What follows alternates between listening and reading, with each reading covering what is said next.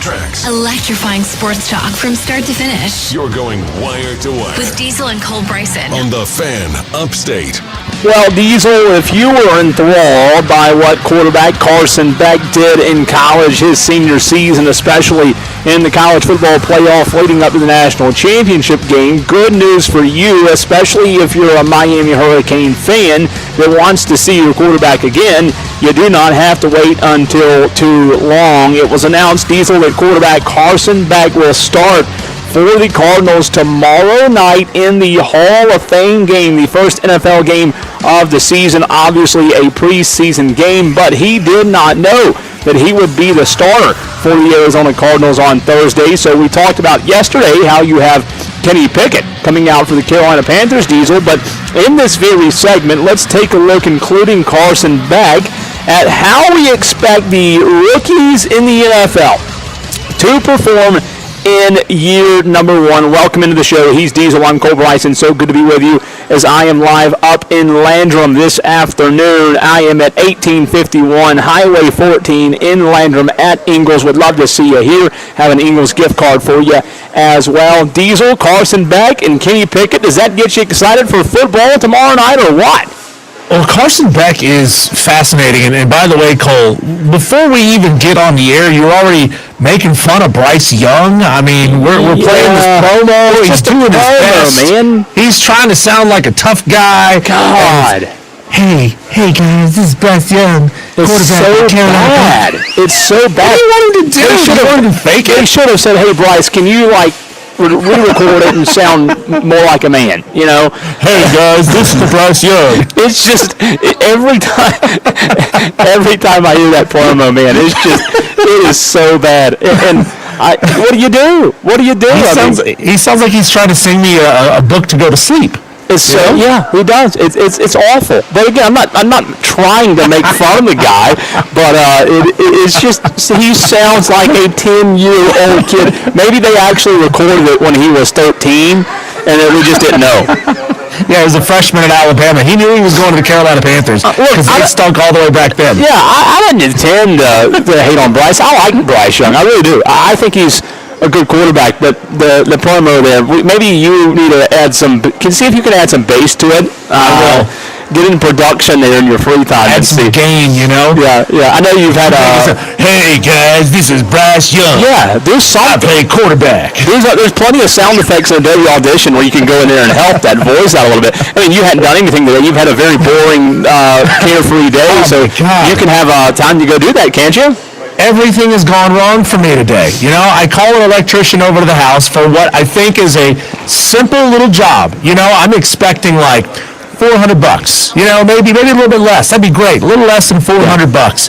They get there and they're like, oh, it turns out you have some fairly major issues going on with your HVAC system, and that's what's causing the electrical problem that you have. And here you go. Here's a $1,700 bill I need you to pay for. And then, Cole, I'm in the middle of which that gobbles up a lot of time. You got to deal with those folks. Then I'm trying to prep the show already on limited time, and the power goes out for like half an hour. When it finally comes back on, all of a sudden, none of my equipment works because there's some piece, some cord, a connection here or there that has just decided not to work after the power is gone out. I get here to the studio, I pack my gear up, and I was like, I got to get to the station now. Just left the house. Record the night show, and I get to the studio, and the studio that I want to use to record some things for the night show is out of order. Everything's. Can I get a flat tire on my way home or something? Who'd you piss off? Are there any more ways that this could go wrong? Apparently Shane Beamer. Yeah. You know, you've been saying that I've been mean to Shane Beamer the last couple of days. God's got you today, buddy. They got you today. They got you, and they got you good. Somerville. Yep, they got you good. Tolos, if you just tuned in, you can be a part of the show. We're live on Twitter, Facebook, YouTube. You can watch the show there. You can also text the Joy Law Firm text line at 844-326-3663. You know, this rookie quarterback class, I think, is fun. Is it the most stacked ever? No, it's not the most stacked ever, Diesel. But starting with Carson Beck, let's take a look at this, and let's get the Tolos involved as well. Tolos, let us know of these quarterbacks that are entering their rookie season in the NFL. How do you think they'll perform? Diesel, we say this all the time. and I try to preach this every year when the draft comes by. Situation matters, right? Situation matters. Say it again. Situation matters. And one more time. Situation matters. Right? Situation matters. It matters, man. Like where you land. And we talk about quarterbacks, who's better than this quarterback or that, but the situation that they're in has so much, the environment, Diesel, and has a lot of effect on how good of a quarterback they'll be, right? The play calling. I mean, goodness gracious, if we don't think systems matter, go look at Caleb Williams last year with Ben Johnson. I mean, where'd that light switch come from, right? How miraculous in one season, how good that Bears offense was. So situation matters. Let's start with Carson Beck. Diesel, yes or no? Tolos, yes or no? Is Carson Beck in a good situation? The Arizona Cardinals have not had great or exceptional quarterback play. Or good quarterback play for that matter. Okay, true. Mediocre quarterback play. That's true. From Kyler Murray, right? He's been kind of bad. Very disappointing when it comes to what he did in college. In high school, it didn't translate to the NFL. So you're right. The quarterback's been bad. How do we evaluate? Let's start with Beck, because I don't know where I stand on Carson Beck, the quarterback in the NFL. I don't hate Carson Beck. I don't know that I love Carson Beck either, Diesel. But where do we stand in terms of the situation by itself? Yeah. Just the situation for Carson Beck. Where do we stand on that? You know, everybody's been giving Carson Beck a hard time since he had a down season his last year at Georgia. And then last year at Miami, he just took his team all the way to the national championship game. He was really good. Like, you could tell the talent is there. And I think Carson Beck, this is just a hunch, right? This is not me going off of any kind of numbers or digging yet into whether or not his skill set is going to fit into the Arizona Cardinals offense and their personnel. Yeah. I've just got this hunch. I don't know what it is, that Carson Beck is going to prove a lot of people wrong in the NFL. I would love for him too. I would, because I think he's got the skill set, right? And here's the problem, though, Diesel. Here's the problem. Is Carson Beck going to be judged? And this is $1 million question. You ready? Is Carson Beck going to be judged off of what he does tomorrow night with a bunch of guys who aren't ones or twos on that roster, with a bunch of offensive linemen who aren't ones, with a bunch of wide receivers who aren't ones? So you're telling me we're going to, and that's why the preseason's tough/tricky. We're going to judge Carson Beck in his first ever NFL game with a bunch of 2s and 3s and maybe 4s and guys that won't be on the roster. That's not fair to Carson Beck, is it? But it's the same reason we do preseason polls in college football. It's all we have. Yeah. Right? It's all the information we have at this point. And, I mean, he's not going to get cut because if he has a bad game tomorrow night in the Hall of Fame game against the Carolina Panthers. So his career is not going to be over. Right. It may mean that, now, good news for him, the situation ahead of him is not particularly great. So even if he doesn't look good tomorrow, there will be other opportunities. He'll probably play in the next couple of preseason games for the Cardinals where he could get his feet underneath him if he struggles tomorrow night. And I think there's a good chance that he plays at some point this season. These are the quarterback room. It's not great. And I think you just hinted at that, right? In terms of who's ahead of them. Jacoby Brissett, Gardner Minshew, and that's it. You know, I mean, he's going to be the starter by week 3. So that's my point. Like, could he do enough now? Because Kyler Murray got shipped off to the Vikings, right? So you don't have Kyler Murray in the room anymore. Could he do enough? Jacoby Brissett's been in the league for a few years. Do we really trust that Brissett's quarterback one in Arizona? Gardner Minshew, I don't think anybody's really thrilled by that. So I think there's a chance. Again, I think the tough part is he's not going to have the best opportunity tomorrow night with the 1s and 2s, right? But I am pulling for Carson Beck, Diesel. I am pulling for Carson Beck to prove us wrong. I think he can. I think he has the skill set. Yes, his interception numbers were high at the college level. That was something he struggled with. But there's something to be said about what I said a minute ago, being in the right system, and I think that's important for Carson Beck. And it's especially going to matter how he can develop from his offensive coordinator and head coach, Diesel, quarterback coach, how he can develop over the next few years as a quarterback. I mean, I would expect Jacoby to be by far and away the favorite right now in that quarterback room. Yeah, you would assume.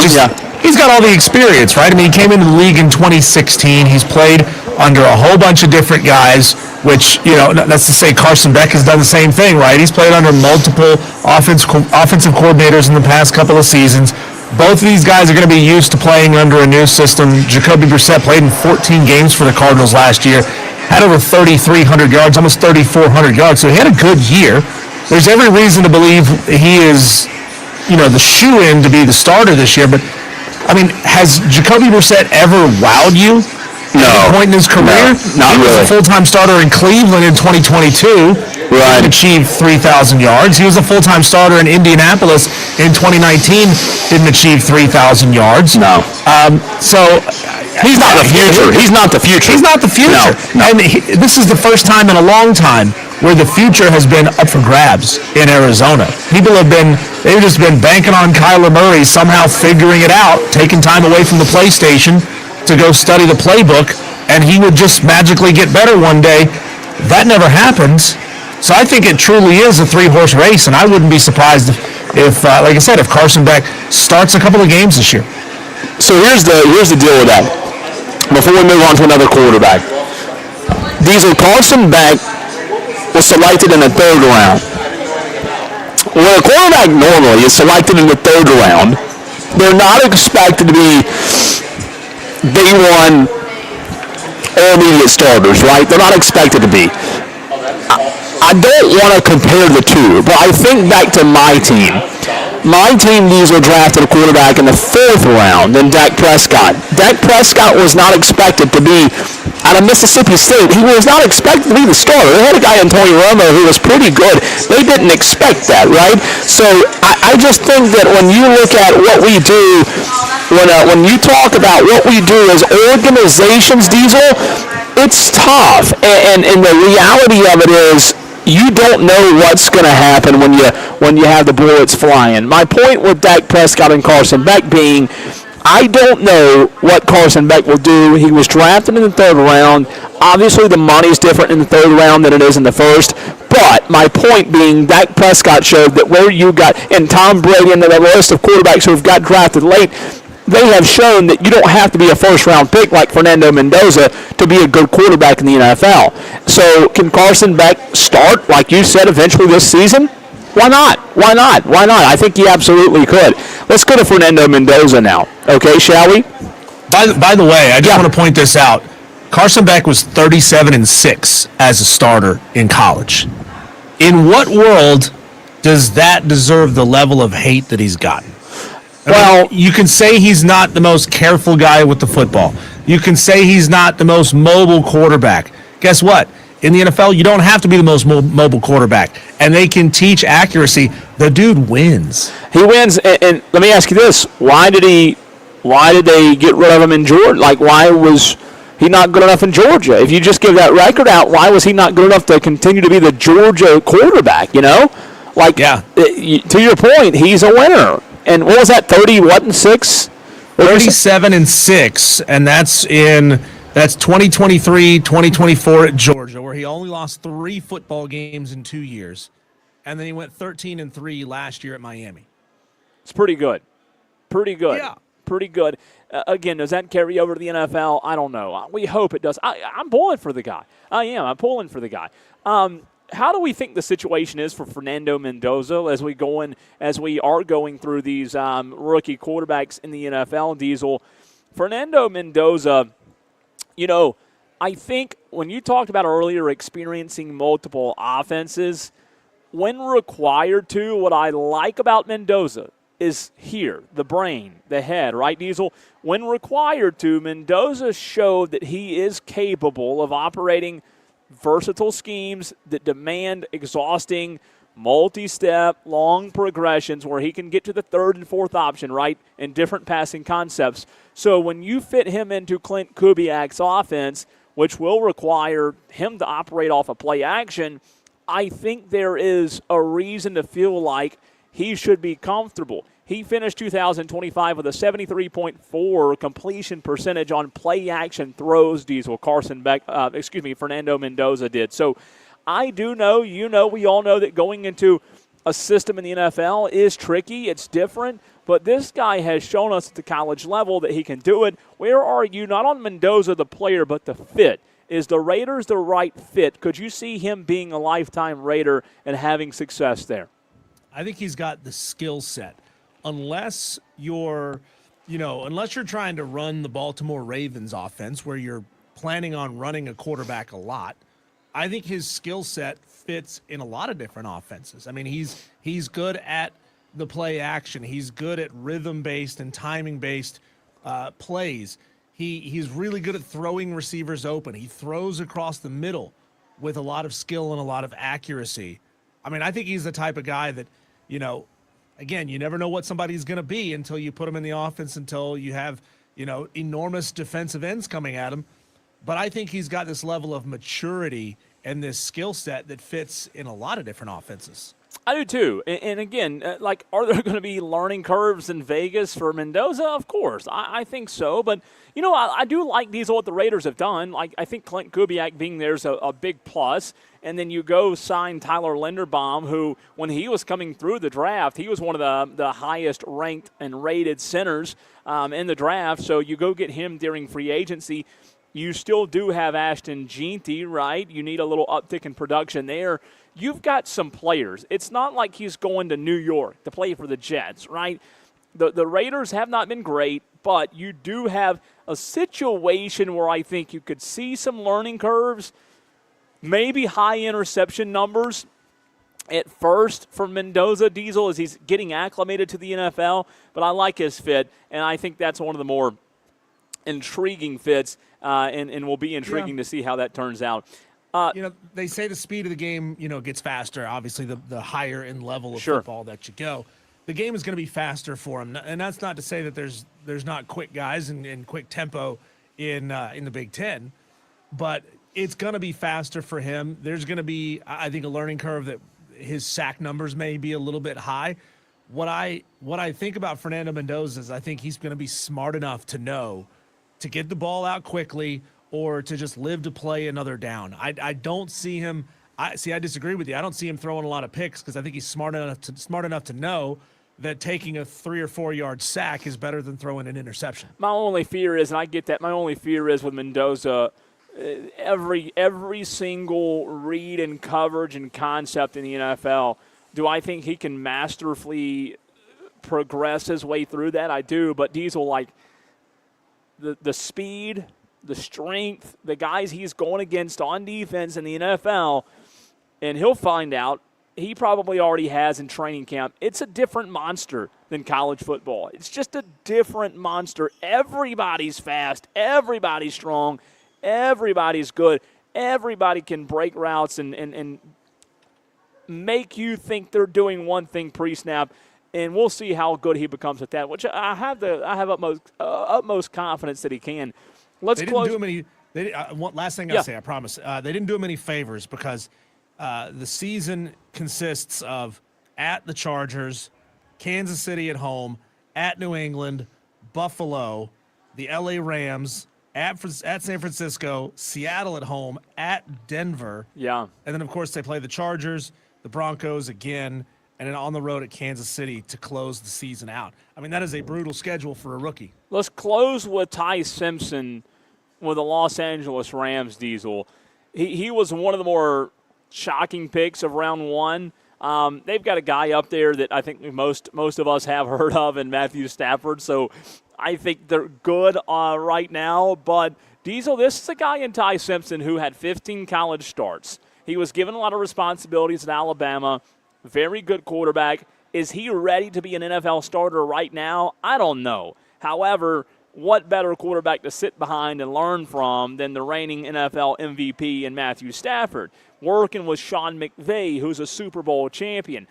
Diesel, I don't know what Ty Simpson will be 5 years from now, 10 years from now. But I do know this.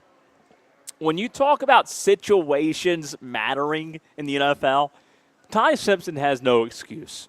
Ty Simpson has zero excuse. He's as in a good of a situation as any rookie quarterback, maybe not even just rookie quarterbacks. I think he's probably in a better situation than 50% of NFL quarterbacks. He's got McVay, and he's got Stafford, and he's got dudes to learn from. If you can't be successful, you obviously still have to have the skill set, but is there a situation that's better to drop a guy in who only had 15 college starts in the NFL? I don't think there is. I think this was the best possible landing spot. Yeah, I mean, he's still got a lot of growing up to do, right? You said he only played 15 games or started 15 games in college. He's still got a lot. He doesn't have that 3-year starter kind of body of work behind him where he's seen a whole lot of coverages. He's been in a whole lot of situations.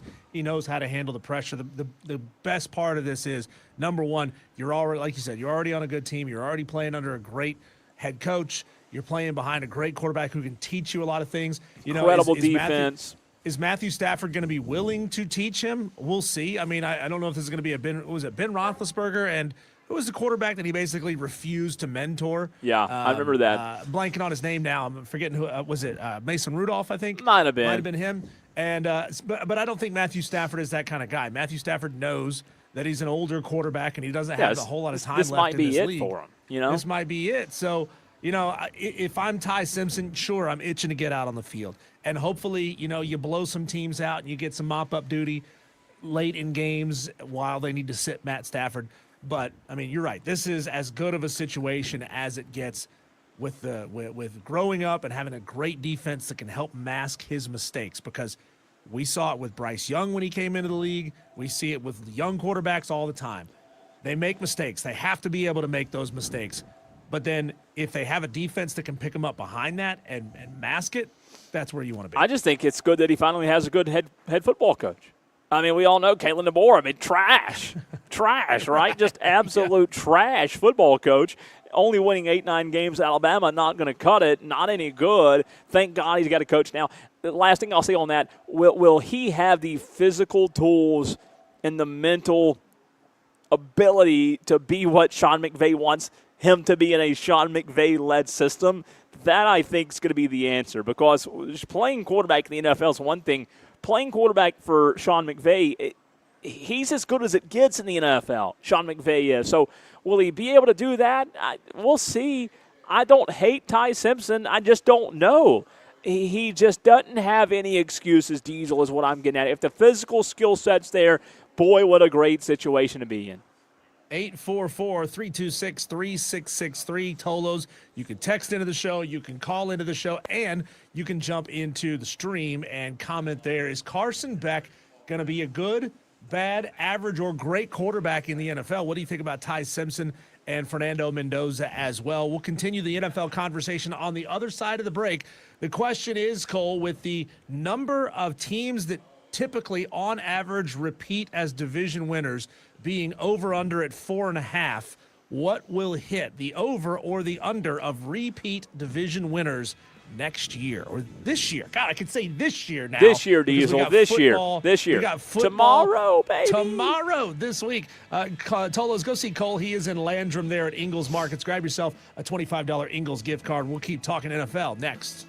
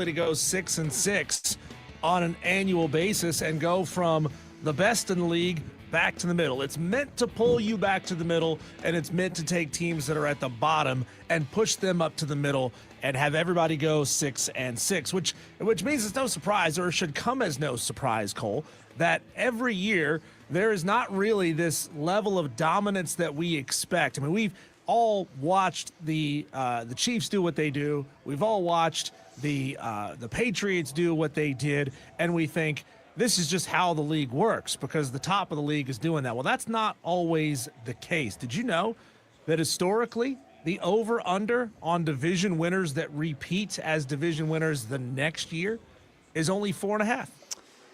Yeah, it is weird because, Diesel, I pay a lot of attention, of course, the NFC East. There's a crazy statistic out there about the NFC East where it's been like 15, 20 years up until a couple of years ago where you had repeat division winners. It's weird. And I think for a sport that enjoys parity but also enjoys dominance and teams being good like the Chiefs were, like the Patriots were, you mentioned Kansas City there, I think I like that. I think I enjoy that about the NFL, that, yes, you do want some teams that run the table, that claim the top of the mountain and can hold that and plant that flag there. But at the same time, you want teams like the Chicago Bears to be able to become good, and they have. So I like the parity.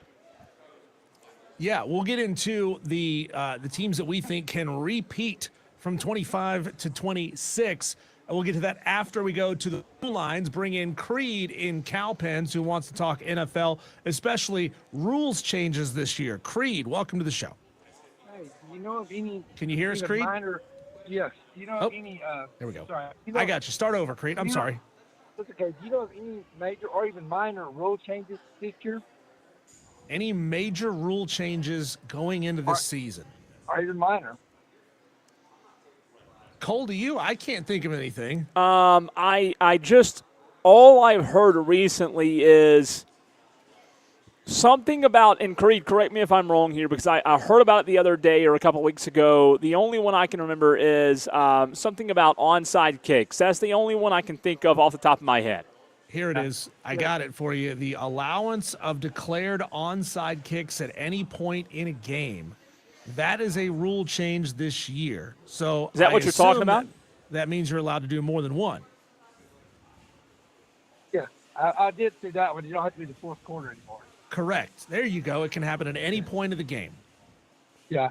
And another one I have, last year, every year I make one big bet. One bet that I can follow one team or one player all year. Last year I almost had a catastrophe in that right before the season started, Matthew Stafford's back was hurt real bad. So I wanted to bet the under on his passing yards big. And just as I was doing it, went off the board. Thank God it went off the board before I made that mistake. And I changed it to the Carolina Panthers making the playoffs at 3-1, which was absolutely beautiful. Thank you, Atlanta Falcons. Yeah. Who's your Creed? Who's your NFL team? Oh, whoever I'm betting on. Absolutely. Whoever I'm betting on. I'm loyal to my money. I bet whoever I'm betting on is by far my favorite team. That is so funny. I'm asking you, is there a three? I don't do the extreme long shots. Is there a 3-1, 2-1, or if you were just going straight over under, what team would you put for your big bet for the year? For any team, I don't care. What team would you say? You know what? This is the team I put under, or this team I put over on win, or make the playoffs. That's interesting. That's you talking about just total like team win totals? It can be straight up, yes, sir. Like 7.5 for the Panthers this year, 11.5 for the LA Rams, whatever it is. Which one would you say? You know what? This would be my one bet that I would make. What's the Panthers at? 7.5? Is that what you said? Yes, they're 7.5. That whole division is 7.5. Tampa Bay's 8.5. Everybody's 7.5. I like the over. I like to win totals. They're fun to me. Yeah. Diesel and I did our win totals, yesterday, Diesel, or 2 days ago for the Panthers. You had them at 8. Did I have them at 7? Is that right? Correct. I had them at 8-9. You had them at 7 and 10. I just don't know how confident I am in that. Like they could go. I could see them going Creed. I could see them going 8 or 7. I could see them going 6. Here's what I like. The Raiders, not putting a whole lot of money though on. The Raiders over 5.5 with Fernando Mendoza. I kind of like the over there. I don't think he's starting. Kirk Cousins starting. Interesting. So Yeah, you're right. Kirk Cousins, okay, still. All right, so if he's not going to start, so if Kirk Cousins is the guy the whole season, you don't think Kirk Cousins can win 5.5 games? I don't know. That's Kansas City and Denver, LA Chargers. LA Chargers has the Miami guy as a new coordinator. Hey, well, I'll tell you one, Creed. You better bet the Cowboys over 9.5. Dadgummit. You better bet them. Take them all. Just take them all. I mean, how many games they play? Take all of them. Come on, they're going to win them all. Okay. Win them all, baby. I was leaning towards the Rams because everybody says they're super. It's 11.5, which is a lot, but everybody says they're super team. So. You know, Creed, I'm going to give you one right here. This is mine for this year. I would bet the over on the Ravens 11.5 wins. You know why? Because no, but because both times that Lamar Jackson has gotten a new offensive coordinator, he's won MVP. Like, Lamar Jackson is, for some reason, amazing with new coordinators. And the schedules, I think, sets up really nicely for them to win 11.5 games or more. Yeah, that's what they got in the Rams. The schedule. 11.5 is just a lot, though, isn't it? It is, but, you know, you got the Colts, the Saints, the Cowboys, that's an easy win. Titans, Shut up. Falcons, Browns, Bengals, and, you know, Joe Burrow is going to be hurting out by that point in the season. They're not going to play anybody until week 8 when they go on the road at Buffalo. The Jags is a tough game. The Chargers are a tough game. So that's a tough 3-game stretch right there. But then it's Panthers, Texans, bye week, Buccaneers, Steelers, Browns, Bengals, and Steelers again. I think this team could win 12 games, 13 games almost. God. One thing about betting the Raiders that is nice, when you bet on the low team, every win is significant. You enjoy every win. Where if you're betting on the high team like Baltimore, the wins don't mean as much, you know. So I don't know. More enjoyable to bet on Creed, you know, I don't care. That's the one right now. I just 5.5 seems maybe a tick too low, maybe a game too low. I mean, 6 games. I think Kirk Cousins and Mendoza. Like, are you telling me right now, Creed and Cowpens, you're telling me Mendoza's not going to play a single game this year? No, he will, but they're 1-6. They didn't win 6 last year, if I'm not correct. They didn't win 6 last year, but I think they're a lot better team. I like Clint Kubiak. I think that'll help a lot offensively. I just think that's an interesting one, man. That's an interesting one with Vegas at 5.5 wins. All right. I'm going to do that, but no, please God, don't do that. No. Never mind, forget it. Under. What, did you have one that you liked more than that, Creed? No, I don't. I'm not. I don't go into it like that. I really don't. I really listen to others, and I just blind pick one. Last year, it was because the Panthers they were 3.5 to 1 on making the playoffs. 3.5 to 1. Just I don't know. I just like the 3.5. Okay. Nice. You know. How much did you win off of that one, Creed? I won 9. I won 9,000 off that. Whoa. It's pretty good. Whoa. Pretty good. Okay, I'll get my betting advice from you from now on. You know, it's my whole thing. It's what I do the whole season, except one bet. So I was a Panthers guy last year for sure. You know, and I ain't doing that again. I ain't waiting on Atlanta to win for me. You know, instead of having to get Atlanta to win for me, it's insane. The team I bet I wouldn't even play it. You know. That's hilarious. All right.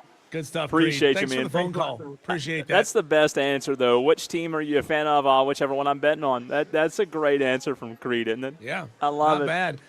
Let's see, on the text line at 844-326-3663, Tiger Pal Rachel says, I mean, Beck is what, 30 years old?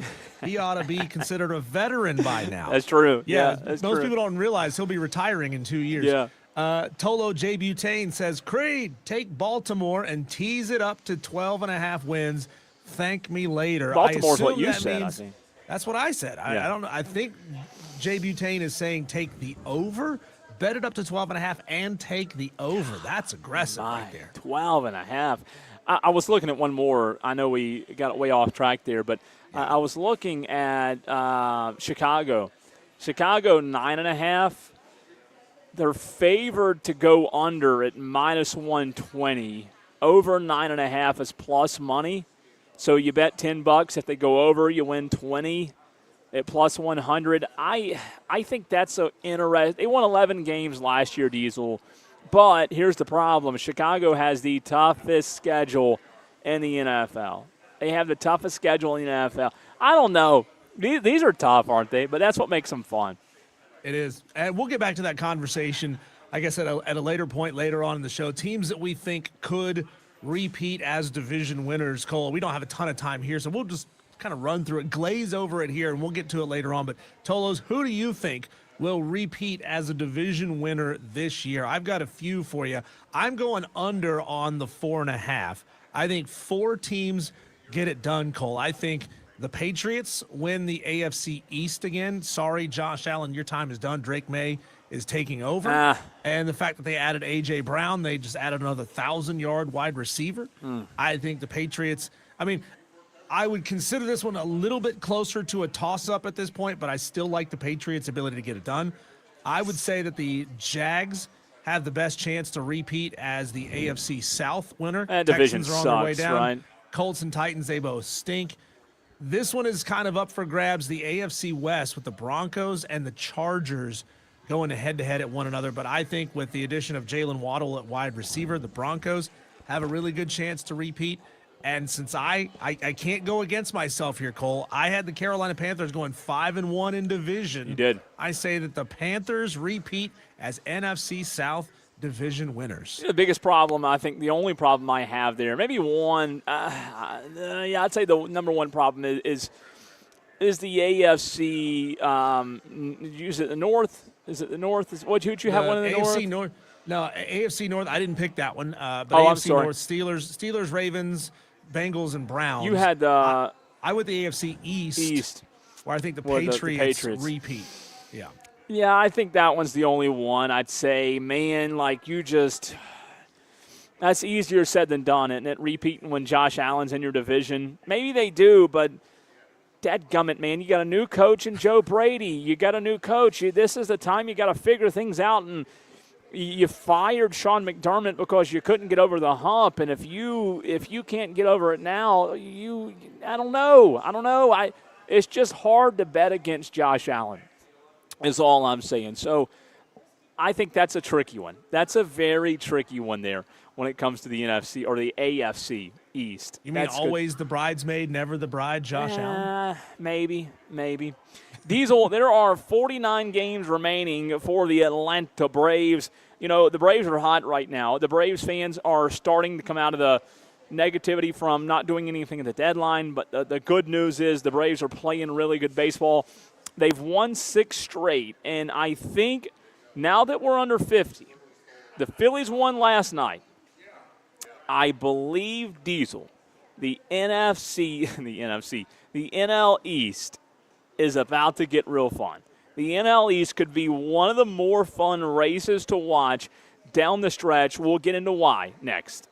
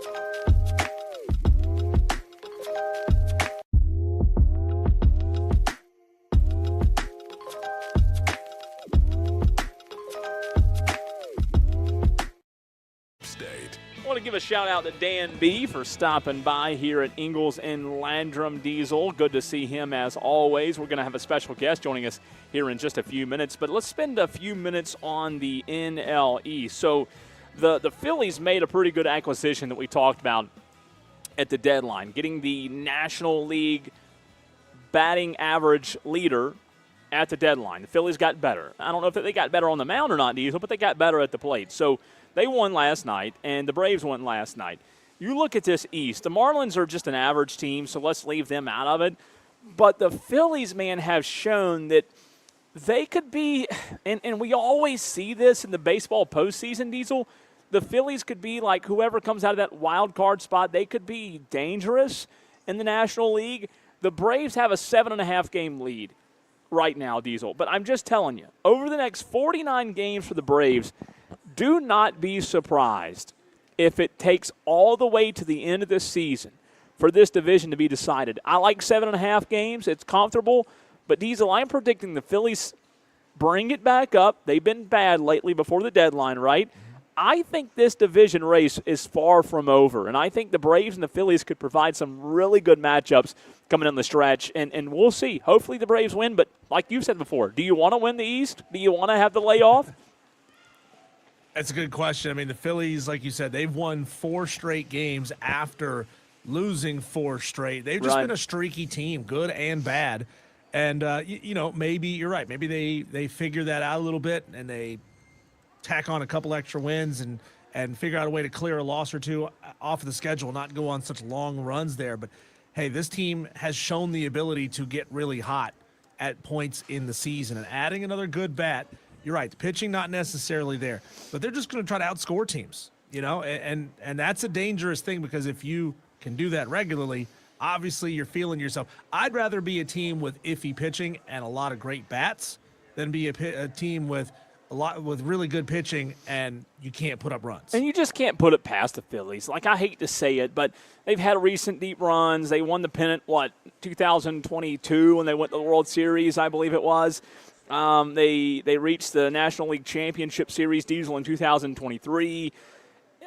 I hate to say it, but you just can't put anything past them. You just never know. You never know with the Phillies. The Braves are playing really good right now. They've won 6 straight games.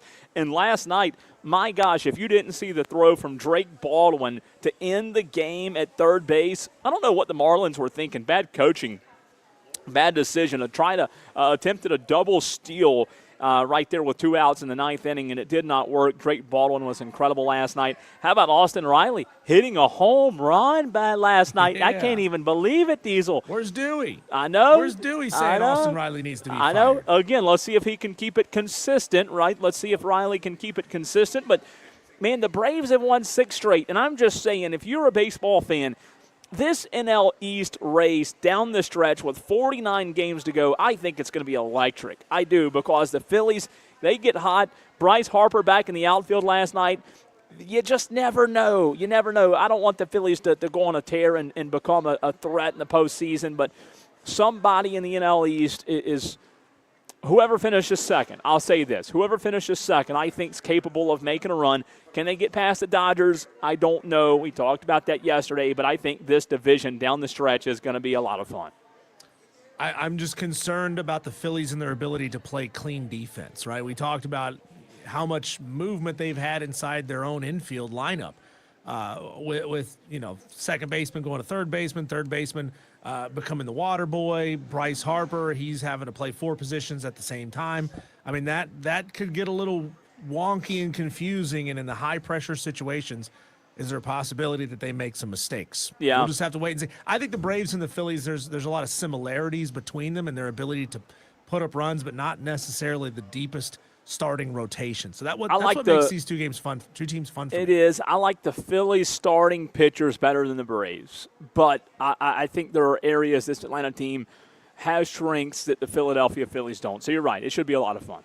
Hey, Tolos, we love every time that we're on location being joined by our friends at Ingalls Markets. And coming up in the very next segment, we're going to be joined by another new friend who's got something very special going on that needs your help, Tolos. Maybe you can be a part of this.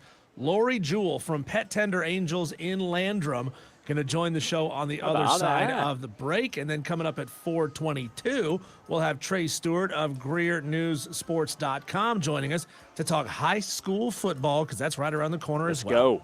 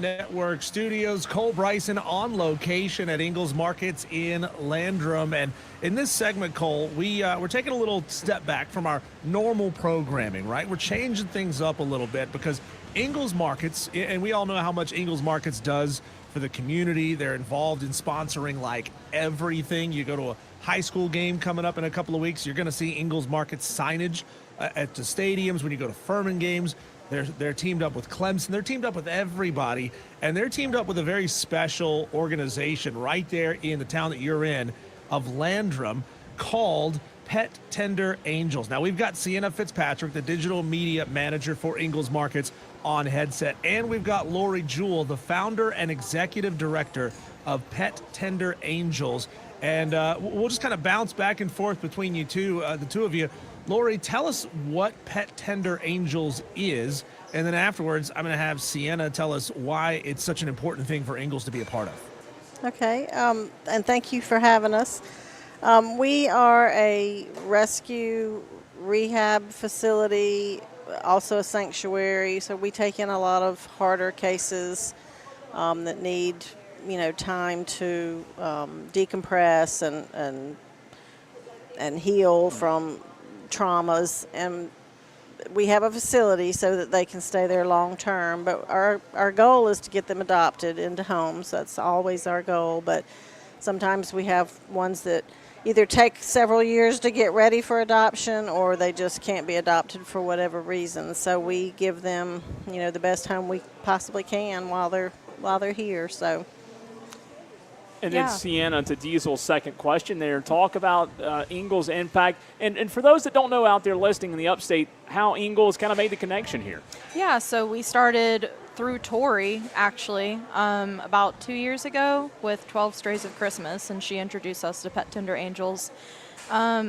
Since then, we've had Lori kind of in our back pocket, just kind of watching from afar, but she posted something on Facebook that really touched our hearts, and she is an angel of a person. I'm sorry.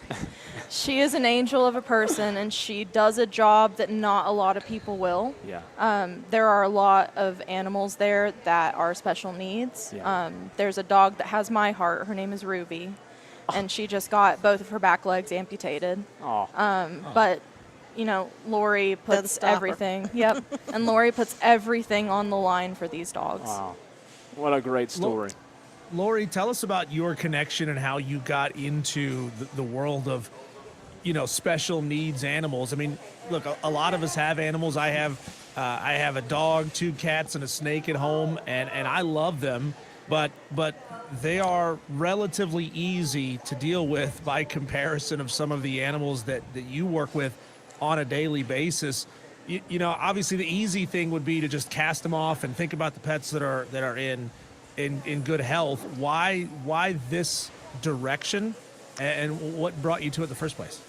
Well, I started rescuing years ago. I've been rescuing in some form or fashion for 30 years, but Pet Tender Angels came to be a nonprofit in 2008. But I just saw a need for the animals. There are a lot of rescues out there, a lot of great facilities that rescue animals, but a lot of them are about high turnover, so they take in the easy ones, the ones that are easy to adopt. But I saw a need for the ones that aren't so easy, and they're going to be longer term situations, and I just have always been drawn to those types of animals. We do a lot of I started years ago trapping ferals. And, ferals are extremely hard to acclimate to a home, so sometimes it takes a couple of years to really get them to a position where they can go into a home. But that's why I built the facility, because I was trapping ferals before I had a facility, and I soon found out that I needed a place to house these dogs because it's hard to find foster homes for those kinds of dogs. So I'm sorry, let me cut you off. That's okay. I've just been drawn towards those types of animals. Yeah. We're talking to Lori Jewell. She's the founder of Pet Tender Angels. Also, Sienna from Ingles Markets is with us as well. Lori, can you talk about somebody listening today? We'll get into this more with Sienna as well, what Ingles is doing to help. But for somebody listening in the upstate that, maybe have a connection like you did many years ago, how can they help the situation you guys – can you go into the situation you guys are facing and how somebody can help?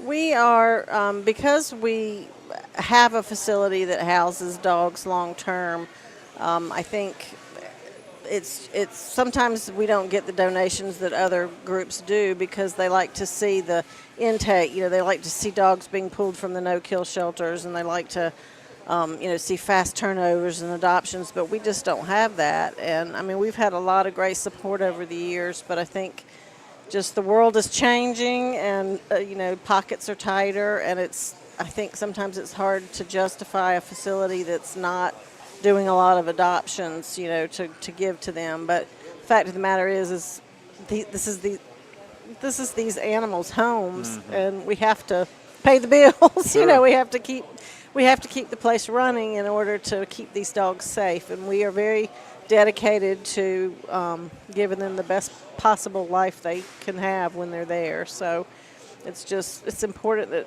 donations come in for this facility as well. And how can somebody make those donations? We have a website, pettenderangels.org, or you can do you want me to give the address? You're more if it's okay. If it's okay. You can mail a check to P.O. Box 273, and that's Landrum, South Carolina 29356. And we take. You can call in if you'd like to call in. Our number is 864-787-2498. So you can call in and do it over the phone. We can take donations over the phone, but checks, credit cards, cash, anything you can do, we are happy to take it, and and it will go to good use. 100% of the donations that come in go towards giving these dogs the best life we can possibly give them. And Lori, there's something special going on. Can you tell us about the way that Ingalls has pitched in already? And there's an anonymous donor who may be helping to match some of the funds that come in. Can you tell us about that? Yeah, we I guess Ingalls got word of our plea. We put out a plea a few weeks ago, just kind of given the sad reality that we might be facing closing our doors. And these dogs have no place to go. So we put out a real transparent plea. And because we've been involved with Ingalls in the past, I think they saw the story and jumped on it. And it's been a whirlwind. We've been on radio stations. We've been doing interviews here and there. And, we just cannot we so appreciate this support. It's very humbling, and we're grateful. Lori, what kind of support have you seen? And I also want Sienna to comment on this as well. Sienna, if you don't mind, what kind of support have you seen now that Ingalls has gotten involved? And Sienna, the return that you guys get, I'm sure, is just immaculate when you hear the feedback and the response from people who are donating and want to be a part of this. I'll let you go first on this, but just in terms of the response you guys have seen from the Ingalls standpoint. Yeah, so we were actually just looking through the Pet Tender Angels website and the donation log, and there were a few that said, I listened to Bill Frady's show and I donated because of that. We were talking about there's been an amazing dollar amount donated since we started all of these radio campaigns. So it's so rewarding and heartwarming to see the community coming together for such an amazing organization. It makes my day, honestly. Yeah, it does. So, Sienna, tell us about Ruby, not Ruby Downs, who's there with you, who we get to talk to on a regular basis, but Ruby, the dog that's at Pet Tender Angels, and then Lori as well. Tell us about some of the animals that you have on site, because, I'm on the internet. I see the stories about an animal that, maybe had a little bit of a tough life before they come to a shelter, and they're a little bit of a harder case to sort of crack, but once you finally do and around that corner, I mean, the difference is night and day in the type of animal they can be and how sweet they can be. So tell us about those animals and give us a sense of, exactly what exactly or who in the terms of four-legged friends that this money is going to. Yeah, so I'll let Lori talk a little bit more about Ruby in depth, but what I know about the dogs that I have visited at her place are, some of them are shy, but all of them have a lot of love to give.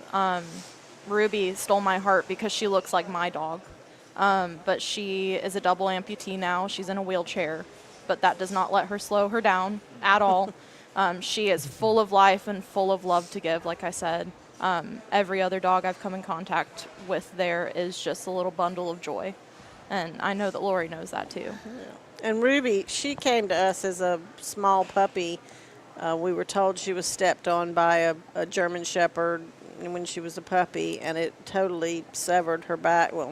It totally severed her back. But I took her to a couple of specialty places and vets, and they all said, this is not good. You need to put her down because that back was so bad that it was very vulnerable. But we kind of stuck in there and did some rehab with her, and she almost walked again, but then we found out it was probably just reflex reactions in her legs. But she moves on 2 legs like you can't believe, and we did end up having to amputate her legs because of health reasons. I mean, when you have a dog that's paralyzed, it's hard to keep their limbs healthy, the limbs that aren't working healthy. So we decided the best thing for her was to get rid of that dead weight, and she is moving around like crazy, and she has a wheelchair. She doesn't like it too much, but she also has a scooter, and she also just runs around on 2 legs sometimes. So, she's got a variety of ways to get around, but a lot of our dogs are extremely shy. They came to us with no socialization, and they just are so fearful of everything outside their world, and that's the ones that we keep long term so that we can kind of, get them acclimated and get them ready for a home. We're at Ingalls Markets in Landrum, South Carolina, talking to Lori Jewell. She's the founder of Pet Tender Angels. Can you talk about some of these stories? Because I know the stories are a lot of times what connect people with organizations like yours. Can you talk about some of the stories over the years from animals that got placed in a home? I know some of them you just said you can't adopt or people can't adopt, but for the ones that can, what are some of those wins that you've seen throughout the years? And we have thousands and thousands of, success stories in homes. But I can tell you about one just a couple of weeks ago because it's fresh in my mind. Yeah. And we took in this little dog from a hoarding situation, and she had no socialization skills at all. And she was terrified. She was a little bit aggressive in the beginning.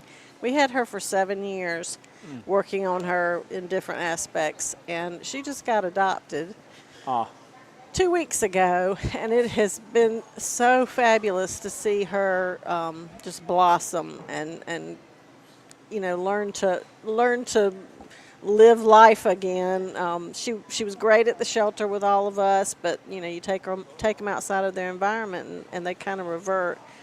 But we need patient people to adopt these dogs, these shy dogs, because it takes time. It can take a year or two for them to acclimate in a home. But we've had so many of these situations happen, and we always get great feedback from the people. They're like, they changed my life. Best dog we've ever had. Just got to give them time. And that's kind of why we have some that aren't adopted, because people just aren't drawn to the shy ones like they are the real personable ones, but they got a lot of love to give, like Sienna said, and they're great dogs. So. Well, Lori, we hope that our Tolos, that's what we call our listeners, Tolos, which maybe you can name the next dog that comes in, Tolo. I love it. Awesome, I love it. I love unusual names. That would be an awesome names. tribute to the show. But if our Tolos, hopefully this moves them. But if they want to come by the shelter themselves and see the dogs for themselves, are they allowed to do that? I mean, some people like to get a little bit of a visual here. And, of course, you come in and see some of these dogs. It just melts your heart, right? It does.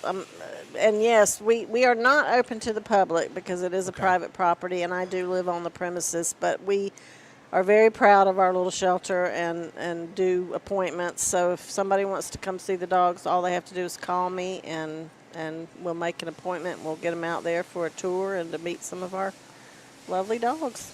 Sienna, what do you expect from, the casual listener out there? They have, some of them have a pet. Like if you're Diesel, you have 19 pets. But some of them have different cares when it comes to like what interest. Some of them have different interests, I guess was the word I was looking for. But I think a lot of people love pets. What can the community out there that's listening do to come alongside Ingalls, to come alongside the anonymous donor that we talked about earlier in the show, not only in the giving aspect, but also in the awareness, because I'm sure the awareness aspect is just as critical as the giving to get it out there and get that message out there in terms of what Lori's going through right now. Yeah, so word of mouth is the most powerful tool, or one of the most powerful tools you could have, social media.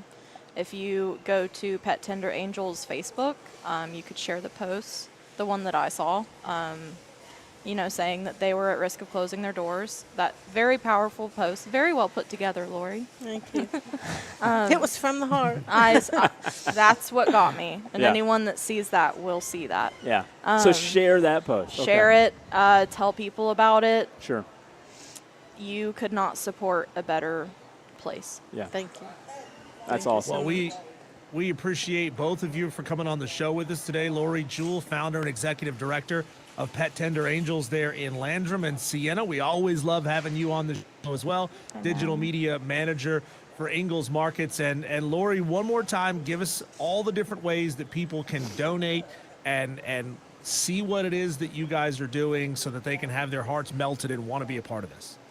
You can go to our website, which is pettenderangels.org, and there's a donate. If you navigate, through the menu, there's a donate button, and it takes you right to our donate page. We also have a P.O. box that you can send a check made out to Pet Tender Angels, and that's P.O. Box 273, Landrum, South Carolina 29356, or you can call the number 864-787-2498, and I can take the donation straight over the phone. That's awesome. Lori, we appreciate you. You were nervous about doing the radio, but you did great. Well, you thank did you. great on the radio. You were I get very fantastic. emotional. No, you're good. It's great. That's what gets Yep. people to buy in, the emotion. So we appreciate you. Best of luck, and I'm sure this won't be the last time we're talking about Pet Tender Angels. I'm sure we'll be talking about it again real soon. All right, thank you. Thank Appreciate you for you as having well. us. Thank you. Sienna, Ingalls, Thank Ruby. you, Sienna. We Absolutely. appreciate y'all. We're going to continue the conversation in the very next segment, Diesel. Let's bring it local. High school football just around the corner. We're joined by Trey Stewart, a Greer News Sports. He covers 1, 2, 3, 4, 5 Greer area teams. We're talking high school football over in the Greer, Greenville, Spartanburg area next. All right, you're clear.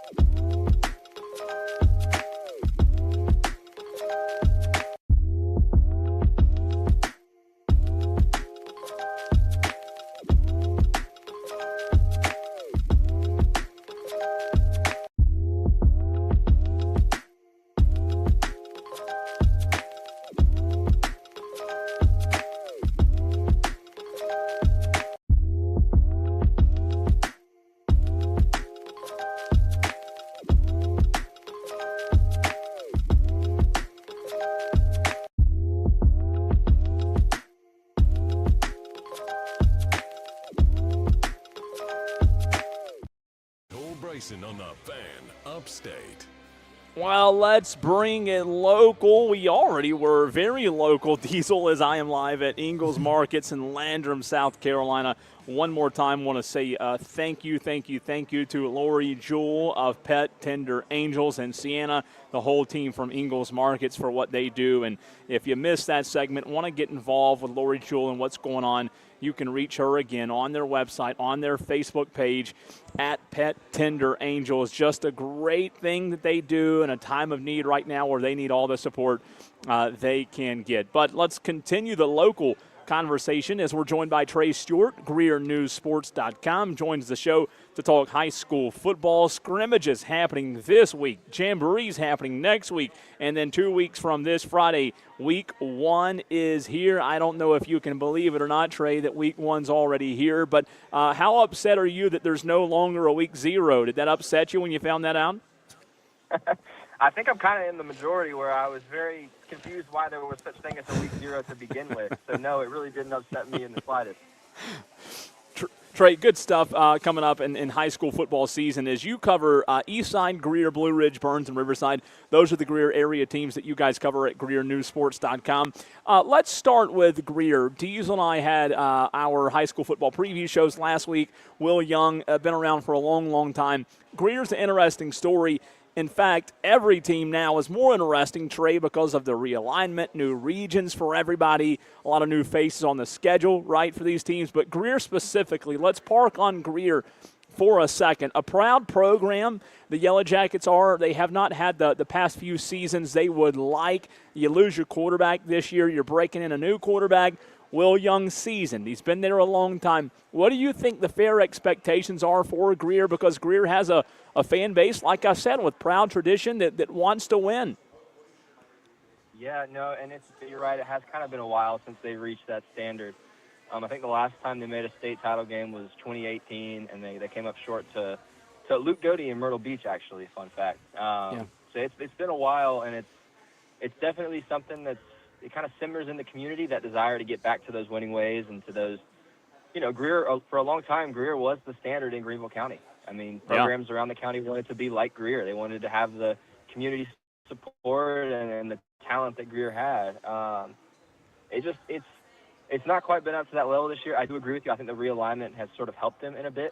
I think Greer is interesting this year because I think they have potential. They will have a new quarterback.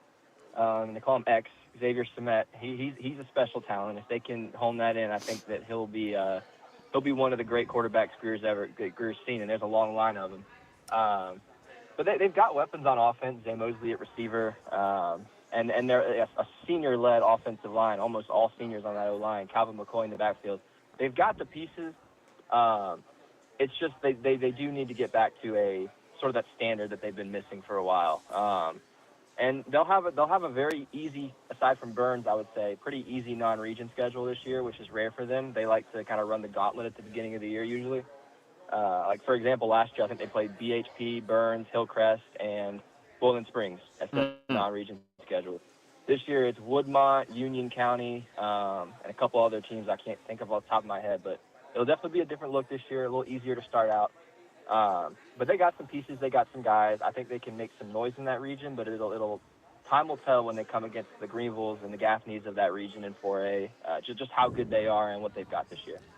Trey, a pretty common refrain that we heard from the coaches we had on last week, interviewing both Greenville and Spartanburg County coaches, was that, coaches nowadays, they have to be able to adapt to the talent they have on an annual basis. And now that's getting even harder to do, right? With the transfer portal and guys transferring from school to school inside the state and inside the counties. But around the Greer area, what programs do you look at and say, okay, this coach has a level of consistency that's sort of uncommon right now?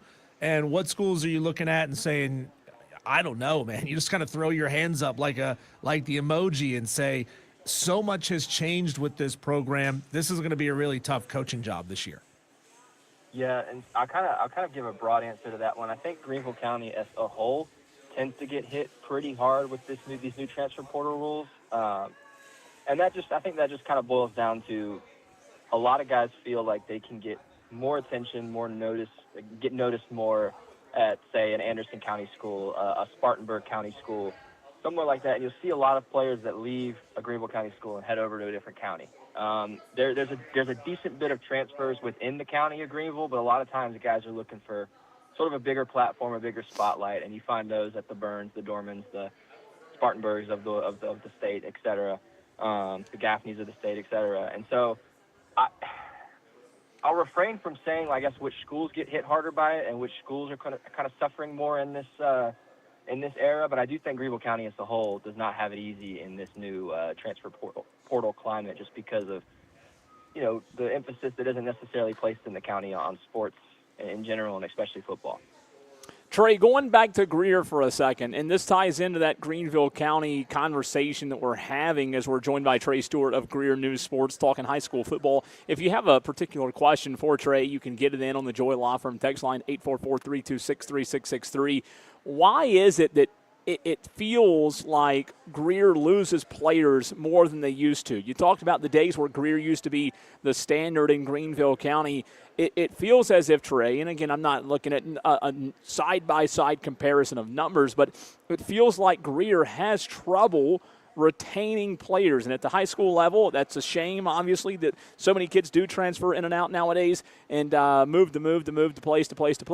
But what is it that you can put your finger on with Greer when it comes to them being able to put together a solid roster? I mean, obviously Will Young's a good coach, but you have to work with what the guys you have, and it doesn't seem like they're getting a lot of these guys transferring in. So if you're losing guys and not getting them in, what's the issue there in your mind? Yeah, I think it kind of comes down to, if you look at what Greer, not even just the football team, but the program, the community support as a whole used to be versus what it is now. Friday nights at Dooley Field back in the early mid-2000s and the late 90s, they used to look like the Spartanburg County program. I mean, it was packed. You had to be standing room only for most of these home games. The guys had no reason to ever look elsewhere or want to play anywhere else because Greer had a platform. Greer was a major player in upstate football and in just the state in general. The community support, while it's still there, the community loves their jackets. It's very evident. It's just you don't see that as much these days, where stands are packed out with fans. It's loud from kickoff to the final whistle. And I think guys can look around at other schools in the area. Like I said, the Burns, the Spartanburgs, the Dormans, none of those are over 30 minutes away from Greer. And you see that stuff that maybe Greer used to have back in the early 2000s, that just constant support. And I think guys are just kind of attracted to that. And in an age where it's much easier to say, hey, I'm jumping over here now, I'm transferring to this school, and so on and so on. It's just much easier for guys to do that. And in some situations, you don't necessarily blame them.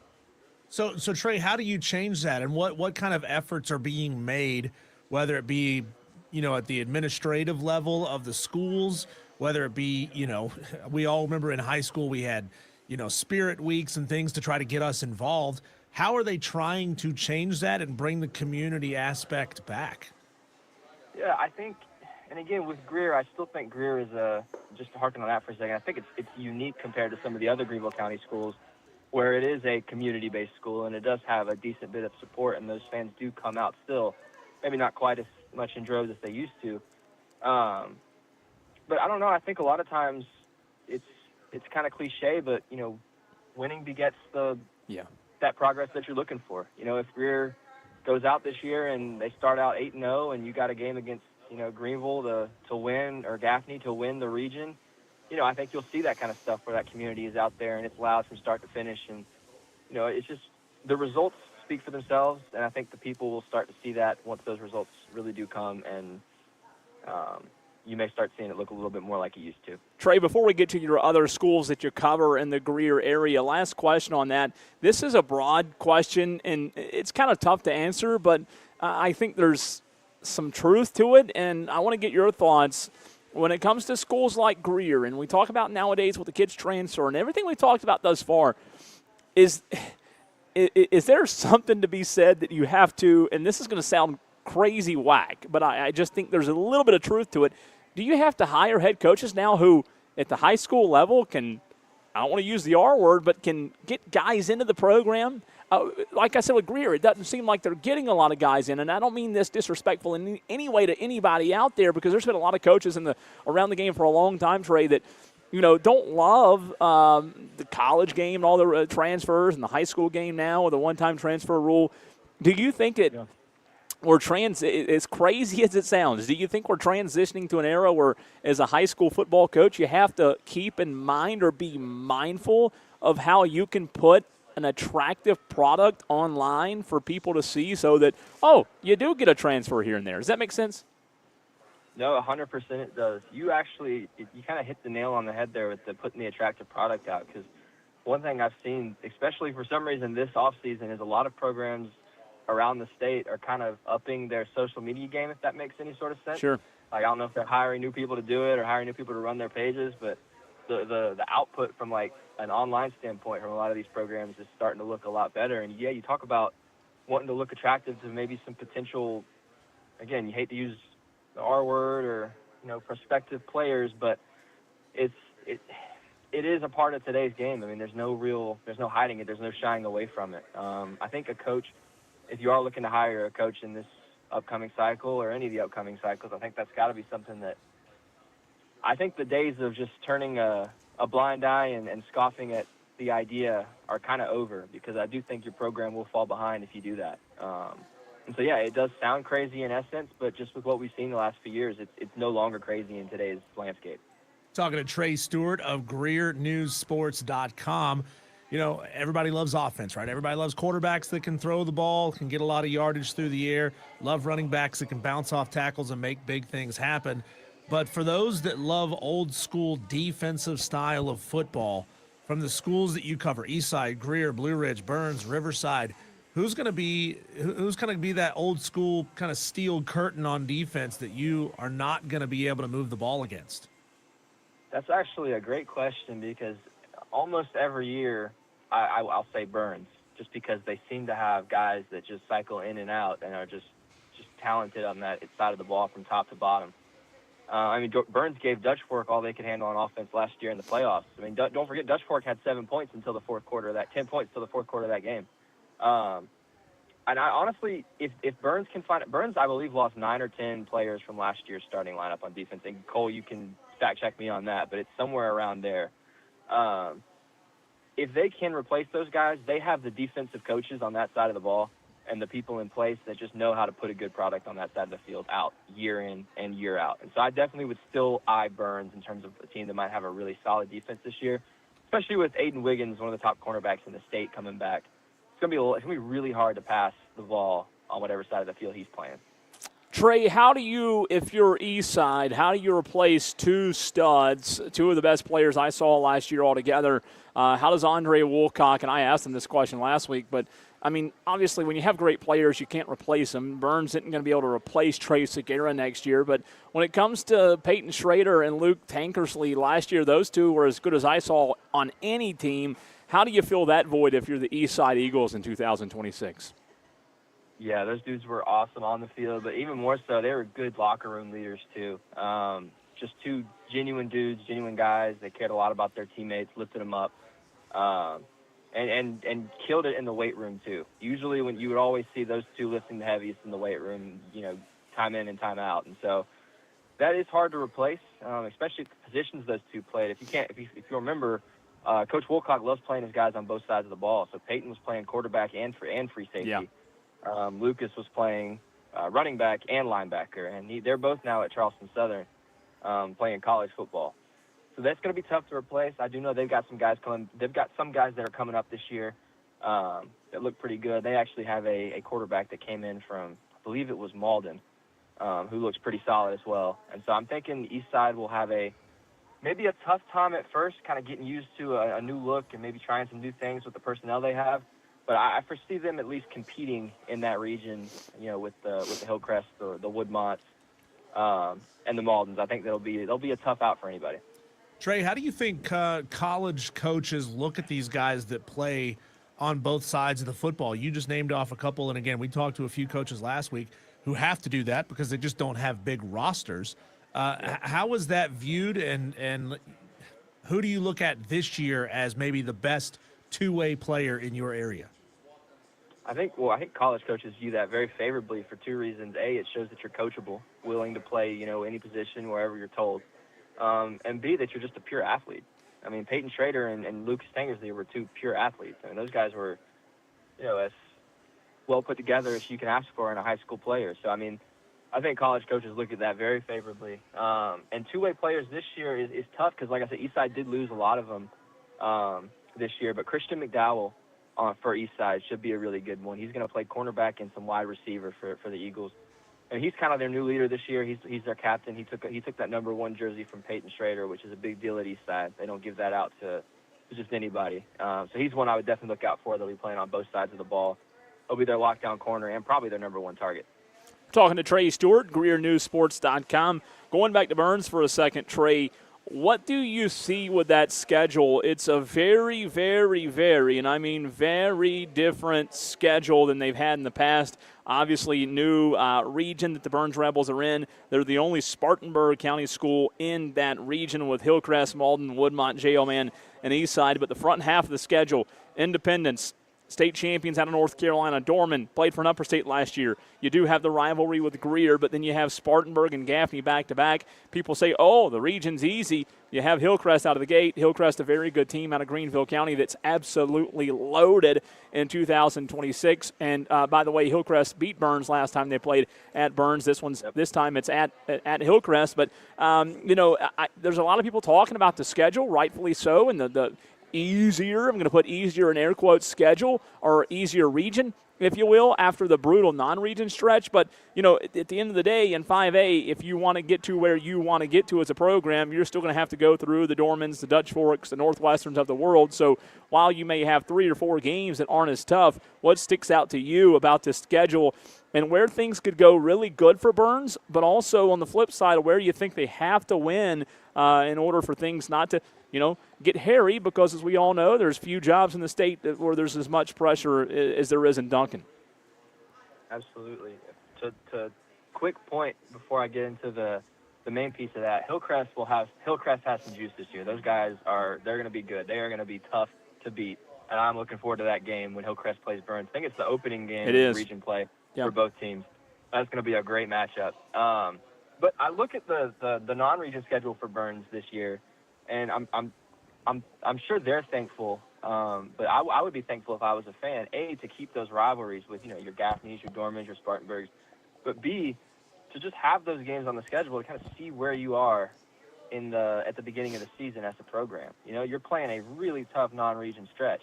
If you didn't have those games and then you kind of just went into a region that a lot of people see as very winnable for Burns without as many tough challenges, you may not even truly know where you are as a program until you hit that first tough team in the playoffs, until you're making a trip or you're going to Dutch Fork or somewhere like that. And that's never the place you want to be to find out about what your team has and who your team is. You want to learn that early in the season. You want to know where you are as a team so you know what you can improve on and build on. So those games against, Independence, Gaffney, I think they played Dorman and Spartanburg, if I'm not mistaken. Those are going to be huge for the Rebels to just kind of a litmus test, to see, all right, here's what we got going into region play. Here's what we can work on. Here's what we're doing well. All right, now let's go get this region title and then see what we can do in the playoffs. Trey, tell us about your team at Greer Sports News and your ability to cover these, 5 or 6 teams that are in the Greer area that you cover. You can't do it all by yourself. So tell us who you got this year working with you and how you're able to cover this many teams for Greer Sports News. Yeah, so honestly, I don't do it fully by myself. I do a lot of it myself, but the biggest thing I can say is I'm a terrible photographer. I'm really bad with the camera, and so I have a lot of photographers that help us out and allow us to use photos for our articles, for our social media, and things like that. And that's the biggest thing for me. I'll have probably somebody helping us out shooting photos for us at pretty much every Greer area football game this year, wherever these teams are playing. And so that's the biggest thing that we're thankful for, just having so many photographers in the area willing to help us out, let us use their work, because that really we could not do what we do without those people. Trey, my last question for you. When you look across the upstate, running backs, where do you put these running backs? In the offseason right now, it's talking season. We do list in college, list in professional in the NFL. you've got some stud running backs. One reclassed and is going to Rutgers a little early from over in Woodruff, in the Woodruff area. And we know all about that. But you look at the rest of the running backs. You talked about the Burns, Trey Stewart. You also have Jacoby Fuller. Spartanburg's got a back that's just as good, if not better than a lot of running backs in the upstate. And I shouldn't name them because I'm going to leave them off. But if you look at the running backs across the area, especially in that region, Dorman's got Nick Means and the Nash kid. Those two are as good as a two-headed monster as anybody with that offensive line. I mean, how do you possibly begin to rank these stud running backs we have in the upstate? It's hard. I don't want to put my foot in my mouth here and even attempt to really rank them, just because it's, it'd come back to bite me if I do. But it's really, as someone covering football in the upstate, it's a blessing to be able to see all of this talent at that position. You listed a ton of them, and yeah, Nick Means, Trenton Lynch. Kind of still rope Aiden Gibson in there, even though he will be reclassing, because he has been a part of the 2027 class up until, I guess, a couple months ago. But yeah, Jacoby Fuller, Trey Stewart at Burns. I mean, it is just everywhere you look. Even I'll even throw Calvin McCoy at Greer is a talented running back, a really talented running back who I think he had about 1,400 yards last year, maybe a little more. He could push 2,000 this year. I would say he is really, really solid behind that O-line. It's fantastic. As someone who loves seeing a team run the ball 40, 45 times a game, that's something that I enjoy, seeing all these talented backs in our area for sure. Trey, it's been great having you on for the last couple of seasons. I think this is the third year we've been bringing you on the show talking about GreerSportsNews.com. Where can everybody else go if nowadays everybody wants to get all their news off social media? How many different platforms are you spread out onto, and what's the best one if people want to go to one spot? Yeah, so we got a lot. Greer News on Instagram, Greer News Sports on Twitter, GreerNews.com sports on Facebook. And it's honestly, I would say if you want to hit us up, go check out our website, GreerNews.com. There's a ton of stuff, and it's not just sports either. Our coverage of everything in the city, I think, is top notch, and our team is fantastic. But go see what's up there, see if you're interested, see if you like it, and then follow us on all of our social media platforms too. It's exciting to see the growth of it in sort of its infant stage, and I can't wait for the future and what it holds. Trey, appreciate you as always. We'll see you real soon, and we'll talk to you soon as well. Absolutely, appreciate you guys. Trey Stewart, Greer News Sports. Make sure you give him a follow on those platforms he just gave you right there on the airwaves. And high school football is here. It's here. Diesel. I mean, scrimmage is tomorrow night. It's time to get this thing rolling. So excited for that, man. It's so excited. Tolos, when we come back, we're going to hit our whip around what's going on in the sports world, everywhere in the sports world, all in one go. Our Daily Wires coming up next.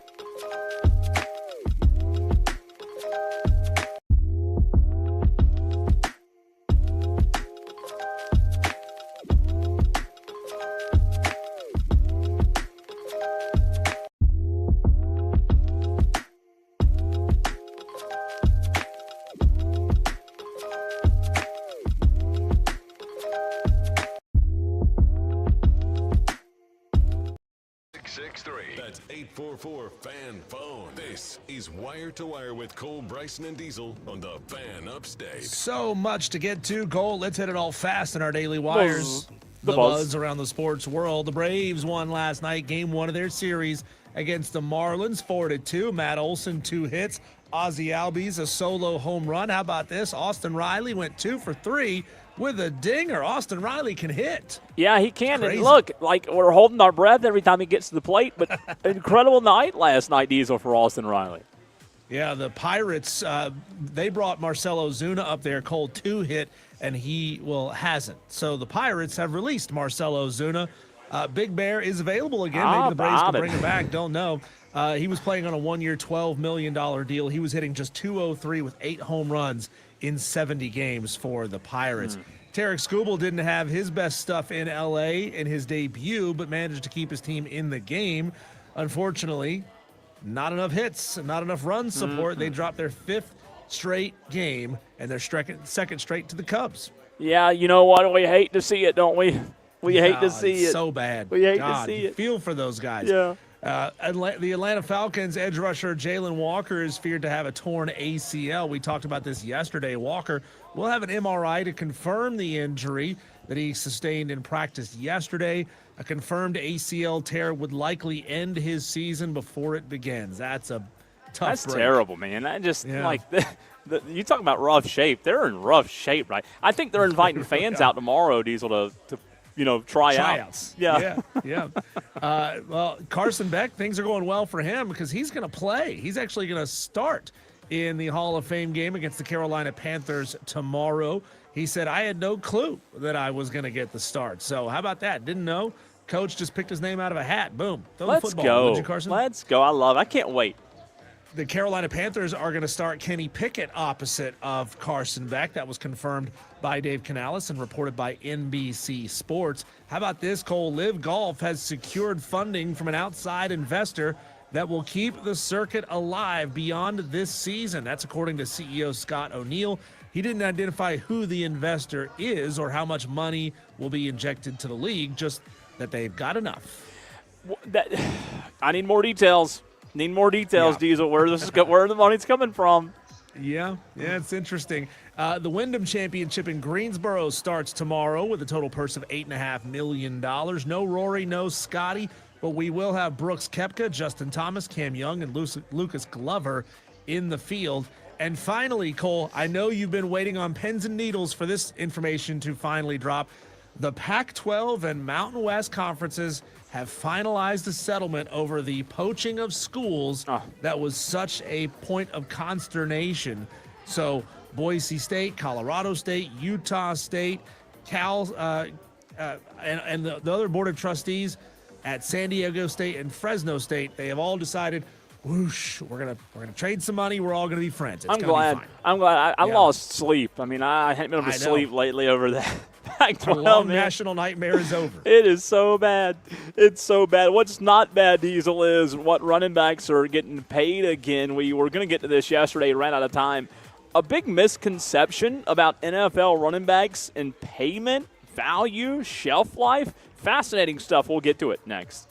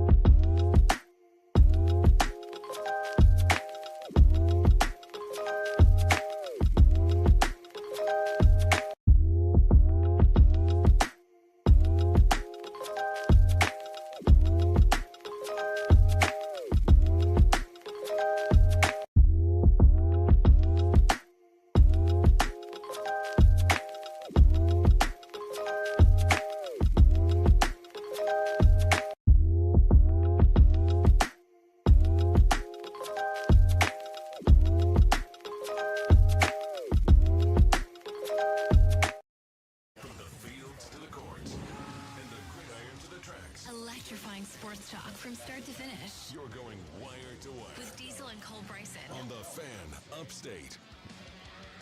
Yesterday, you said back to me, Diesel, Bijan Robinson? That's what you said? That's how you said it when I gave you the news that the Falcons reached a 3-year deal worth up to $75 million to make Bijan Robinson the highest paid running back in NFL history. You said Bijan Robinson? Really? Bijan? That guy? The high-pitched Bijan Robinson? Yes. Are you sure about that? He is the newest, again, up to $75 million deal. And, boy, this just opens up a can of worms. It opens up a can of worms, Diesel, because I think the NFL running back position over the last 2 decades, the last 20 years, I think the NFL running back position, and Tolos, want to hear from you on this as well, at 844-326-3663. I think this is the most intriguing position in the NFL, Diesel. Wide receivers are divas. We know that. Quarterbacks are quarterbacks. We know what a but I'm telling you, the running back position and how it fluctuates. Don't you remember, Diesel, just a few years ago? It doesn't seem like too long ago when teams, organizations, GMs were telling us that the value of a running back has gone down because of their shelf life, and you can just have anybody back there. Tom Brady never had a great running back. And the pendulum swing, can you explain the pendulum swing with how we value running backs and now Bijan Robinson getting this massive deal? Well, the pendulum always swings back, right? I mean, yeah. You build a team around a passing-based offense, and all of a sudden your linebackers have to get faster. They have to be able to move laterally in more space. They have to be able to tip balls. They have to be able to defend wide receivers. And then all it takes is, bam, some big, huge bruising running back that can come in and pick up 5, 6, 7 yards a pop. And you say, oh, my God, we are undersized here in the linebacking core. We don't have dudes that can stop these guys. So then you have to get bigger. You have to become more physical. And that's how this always happens, right? It's always sort of a push-pull. It's sort of that accordion effect. It pulls off in that direction a little bit, and then the backside of it has to catch up. And then it goes off in a different direction, and the backside has to react and catch up. I mean, it's just interesting because, like, you talk about the swing always coming back. It's always this full circle, isn't it, on the value of elite running backs? You're right. It does come back. It's a full circle. So this 3-year extension worth up to $75 million, I can't even say this without just including 51 guaranteed, $51 million guaranteed at the running back position. I think the evolution, Diesel, of the running back position is what makes this so fascinating. You know, the early 2000s, you built a team, Diesel, around the running back. You know, 2000 to 2012, the running back was like the face. I mean, you go back to the Emmitt Smith days in Dallas, but even more recent, you think LaDainian Tomlinson, you think Priest Holmes and Adrian Peterson, Steven Jack, those guys, teams had no problem giving those running backs elite contracts because the offense often revolved around them. And then, Diesel, what I think where the turn happened, 2013, 2014, somewhere around there, the narrative kind of flipped, didn't it? NFL front offices, believed that passing wins championship and offensive line matters more than the running back, and running backs wear down faster, and you can find productive running backs in the 3rd, 4th, 5th, 6th, 7th round. Todd Gurley received a huge extension in 2018. Zeke Elliott's deal, because they cut him, or not cut him, they basically said, hey, we're not paying you again. What I kind of trip up on, Diesel, though, is you're right. The pendulum always does swing back and forth, but why does it keep happening? Why do we keep going back? Like, does the running back position matter, or does it not matter? It's an interesting question. I mean, why do NFL owners occasionally, every 10 years or so, why do they just forget the running back is a valuable position? I mean, in high school football, having a great running back can win you state titles. In college, having a great running back can win you the conference. In the NFL, they just say, we don't really need that. We'd rather our running back be a good pass protection guy. We'd rather him be able to catch the ball out of the backfield a couple of times. I mean, the way they use him just changes entirely. And you know, it's a product of the way the sport has gone over the past couple of years. Coaches learn under that system. And then, like I said, you need to have somebody come in who can turn it on its head and figure out how to use it effectively. And then all of a sudden, everybody says, oh, wow, this is a position we ought to value. Yeah. Tolos, do you believe at 844 fan phone, FANFONE, Bijan is worth that kind of money? Do you believe any running back's worth that kind of money? We're going to get to the phone lines in a second, Diesel, but, you know, it just, at one point, the NFL running back was dead, right? They said, don't draft one high, don't pay one big money because they're replaceable, and it ties up your salary cap. And I don't know if that's not true, or I don't know if the NFL is changing its tune. Bijan, the highest paid running back in NFL history now. The position isn't back for everybody. Let's be clear on that. But if you're a Saquon Barkley or Jahmyr Gibbs or a Christian McCaffrey type or a Bijan Robinson, teams are realizing that elite offensive weapons are worth every penny, and some are getting it. Like I said, some aren't. There is an elite category that's receiving this, it feels like, but it is just weird to see why this thing just keeps swinging every few years this way, that way. Let's go to the phone. Speaking of swinging this way, that way, Diesel, Tom in Somerville. I have no idea where that one came from, but Tom in Somerville, NFL, Bijan Robinson, or is it Gamecocks and Braves as usual? No, it's actually NFL. That was an interesting intro there, Cole. I'll take it, though. Is it just me? So, my fantasy football league, we had our fantasy football media days today. And wait, time out. What did he just say, Diesel? What did he just say? Fantasy football media days.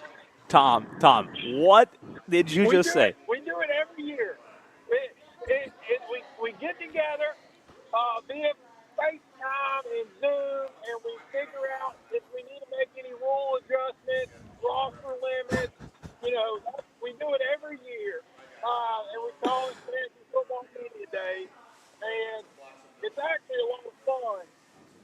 Same league running for 10 years plus now, but when we were talking today, and what I wanted to ask you guys is that just me or are injuries already up this fall? It feels like there's a lot of mismatch injuries, and that number is already seeming like it's pretty high for the 5th day of August. Yeah, it does. Panthers training camp. Diesel, we talked about that last week when they lost Gordon. Yeah. Falcons this week. Chris Brazzell. Falcons lost Jalen Walker. Yeah. And, I mean, if you saw the 49ers inactive list when they started fall camp, about 15 guys off the offense. Well, that's because of those. That's because of those power plants. Don't you remember? Well, Diesel and I have talked about that. Yeah, that is true, but it just makes you wonder. There's just been a lot of injuries across the league already, and it just don't make sense. But remember, fantasy football, you need to draft in September. If you draft now, you're going to regret it. But guys, I'll be gone the next 10 days, and I just hope that nothing crazy happens. You know, Dabo called me, and Dabo said he needed some more football players, so he's sending me to Germany to try to find his football players. And, you know, it's nice because he will get an unbiased scouting evaluation, unlike some Clemson fans who are just so biased all the time. But, you know, I'm going to miss you guys, but I will be back. Hopefully I don't get arrested. And before we know it, we're going to be counting down single-digit days till kickoff. So you're going to be back just in time for the Upset Picks Challenge. That's good. That's good to hear because we wouldn't want you to miss week 1. Yeah, and do phones not – hey, Tom, do phones not work in Germany? Well, I don't know if AT&T service is going to work very well, but I will find a way. I don't care if I have to get into a phone booth. Yeah. I will make a phone call. We need our first. Would this be our first international call, Cole? I don't think it would be, right? We've had international calls on the show before. I'm trying to think. You know, I told you I was going to call this past year this past summer from Nicaragua. I never did. Maybe Diesel, maybe. I'm trying to think first international. Maybe, but a toll booth, a phone call would be incredible, wouldn't it? Here's what we can do, Tom. We'll make sure that you have Dewey's phone number so that you can call Dewey and Dewey can relay your messages to us. I don't know how accurate the relay will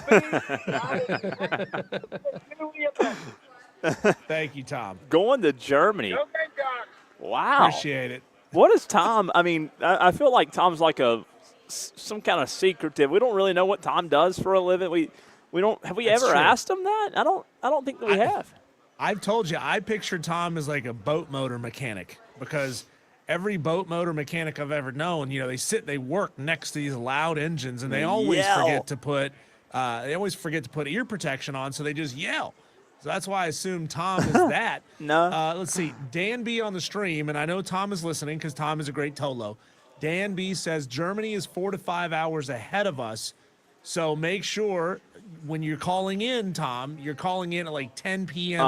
Local time in Germany. Yeah, that's a good point. And you were correct on that. That would not be our first international call. Stephen Webb reminds us, Diesel, that he called in from – what is it with Germany? He called in from Germany last year, and I forgot about that, Stephen. It's the Fräuleins, man.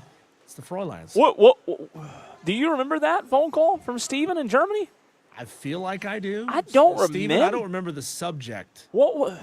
Stephen called in from Germany. Was it the Panthers? Did the Panthers play an international game in Germany last year? Didn't they? I don't remember. I don't remember. That is weird. That's interesting to me. That is interesting. I don't remember that. Stephen, I apologize. I apologize for not remembering that phone call from Germany. But fantasy football, can we just go back to that for a second? Fantasy football media days, and the fact that Tom didn't give us more intel and detail. What in the world does that even mean? Who's our big fantasy foot? Is it Shane Barrett? I think big fantasy football guy, and Shane Barrett that always is talking fantasy football. And there's a lot of Tolos that love it. But what does a fantasy football media day consist of? Gosh, do they just sit around and show each other tweets of injuries from training camp? Brian Brzee was also another big injury this year from training camp. He went down. Remember we talked about that a couple days ago. When he talked about training camp media or fantasy football media days, I can't do anything else the rest of this. I'm just confused. I want to know what that entails, what it looks like. And on the fantasy football subject, somebody texted in yesterday, and I apologize. I don't know if we got around to it or not. Somebody was asking if we were doing a league or 2 or 3. I think in years past it took 2 or 3 leagues. We will do it, but I have resigned as commissioner. I am a terrible – Diesel, I hate to admit this. I'm a terrible commissioner. I'm a terrible commissioner of the fantasy football. I think maybe the worst ever. I set everything up, and then I am very uninvolved throughout the course of the season. I don't have the time to monitor it and monitor trades and this and that, and I was horrible at it the last 2 or 3 years. So I'm resigning. Here's my. You're saying you don't have time to add that to your schedule? No, I don't. And I enjoy fantasy football, Diesel, but I don't love fantasy football. I enjoy it, but I don't love it. Like Shane Barrett and Tom and a lot of other Tolos, they love it. They love fantasy football. Yeah. I just don't love it. I spend time, with my wife. I spend time with my dog. Snake. I go outside. I touch grass. I don't have time to do fantasy football all the time. Yeah. Because I know myself, Cole. I know that I would get sucked into it, and I would spend all my time thinking about it. So for me, it's best to just stay as far away from it as possible. It's like a drug. You're saying it's a drug. You got to stay away from the drug. I used to be into it, and I think in college it was, really, really popular for me. But lately, like last year, I just got to give it up. I got to give it up. So if there wants to be, and I asked Shane Barrett, but he said, oh, no, he's got too many leagues that he's already the commissioner of. He can't. Okay. He's big time in you. Yeah, he is. He's big time in this, and he can't be the commissioner of more than 2 leagues, I think. So he declined the offer, and this is my public resignation on the fantasy football commissioner front. So I don't know it takes a Tolo that's willing to be dedicated to it when it comes to, watching for trades and all that kind of stuff. You got to monitor and accept and this and that and keep your – the worst thing the thing that I was worst at, Diesel, was my lineup every week. I just didn't set my lineup. And I know it takes literally 60 seconds to go in and set your lineup, but I was just so slack. So slack. And here's my official resignation of commissioner for the past few years. So if we have any Tolos who want to take that over, we can accept applications. You have to call in, though, with your application. It has to be over the phone, and you have to give your application in over the phone, Diesel, if you want to be the new commissioner. I don't know what the guidelines and criteria you want to be for this new commissioner role, but, we talk to commissioners at ACC kickoff, that kind of stuff. This is a big role. I don't know what the pay is. Yeah, pay is zero. Pay is zero. You're not going to get anything for it. Cole, have you noticed a trend in the way that Tom in Somerville texts into the show? Like, Tom, has your phone been hacked? Because Tom calls into the show, and he is an antagonistic South Carolina Gamecock fan, and we never want you to change. But then he texts in the nastiest stuff. He does. I'm gonna call him out on the air because this needs to happen. I'm not gonna read your text messages on the air, Tom. I think Tom is trying. Tom, do you not like us? Are you trying to get us fired because of all the things that you send in? You're sending in things that if we read on the air, we'd 100% be called into the boss's office the next day. And that's why I don't read them. Right? And we have kids listening. It feels wrong. We have children. It feels wrong for him to do that. Families, Diesel, listen to this show. It's a family show with children in the car. We don't want to – Tom is I don't want to call Tom the P word, that word. But he is gosh, you're right. Every time you look at the text line, it's just one after another. And then he comes in with this and says – all caps, by the way. Did y'all say you were not doing upset picks in week 0? No, we didn't say that. Diesel said that. He didn't want you to miss the first week, Tom. Correct. And everybody's changing terminology every 5 minutes. Is it week 0? Is it not week 0? Is it week 1? Is it week -1? Is it week alpha? I don't know, Tom. Well, but the first Saturday of all the FBS games, which I believe is the 28th, that is what we are calling week 1 of the Upset Picks Challenge. Yeah, and the dumb part is exactly what you said. We see the first week and think, oh, okay, that's week 1. And then we see college football, ESPN, they've got week 1 as 13 days, something like that. So yes. That's not a week. No, it's more than a week. Way more than a week. I can't figure it out. The Beatles sang the song 8 days a week, and that was already confusing enough. Right. And then now it's 13 days a week as far as college football is concerned. But no, whatever we're going to call it, Tom, our first week of the Upset Picks Challenge will consist of all the games that are being played on Saturday, August 29th, which right now is 1, 2, 3, 4, 5. Those 8 games that you can select from. Last year, I think we only had like 4 or 5. So somebody inevitably is going to go for the 38.5-point spread. It's where it is right now between San Jose State and USC. Somebody's going to go for the 31.5-point spread between New Mexico State and Florida State. And honestly, I think Florida State might be on upset alert there. But, there's 1, 2, 3, 4, 5. There's 6 spreads that are reasonable in that 4 to 8.5-point range. And just so Tolos are clear on that, those games are happening Saturday. And then our week's done for the upset picks. The week's done. Saturday games, Diesel, it's over. It is over. Yep. But then there are games on Thursday, the following Thursday. There's a whole slew of games that Thursday. I think Friday and Saturday too, maybe even Sunday, Monday, with that being Labor Day. So that's our second week. Now, my gosh, you're talking about a lot of games to choose from.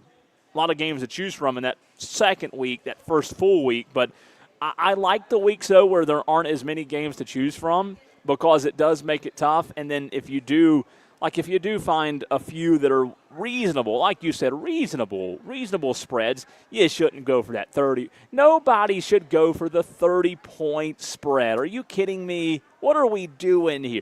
That unless no, it's Mike Norvell. And who are they playing? The deaf and blind? What is it? New Mexico State. New Mexico State. Their mascot is? New Mexico. New Mexico. It start with an L? No, you're thinking of UNM. I'm talking about New Mexico State. UNM are the Lobos. Lobos. New Mexico State are the Aggies?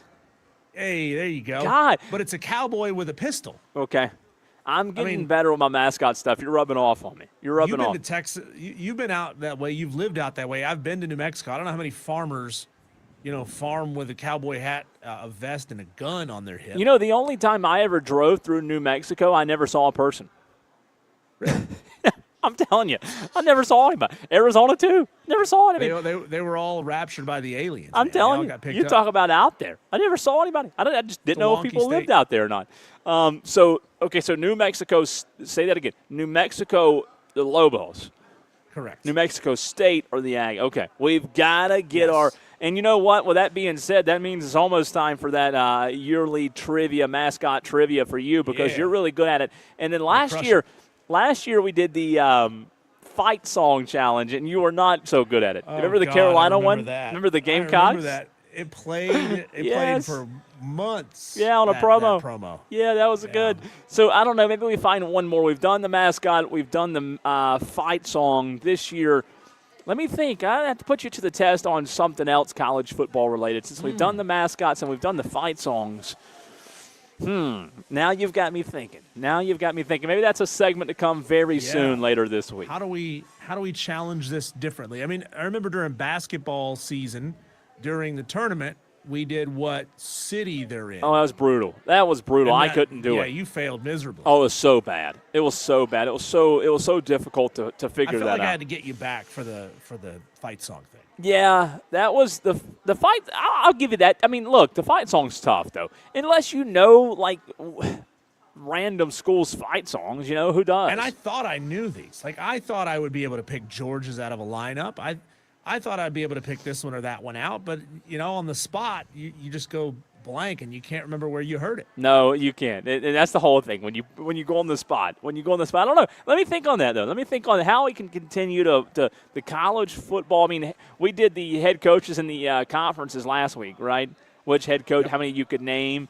So we don't want to do that. We've already visited that. We just got to think of a new challenge, college football related, not mascot, not fight song.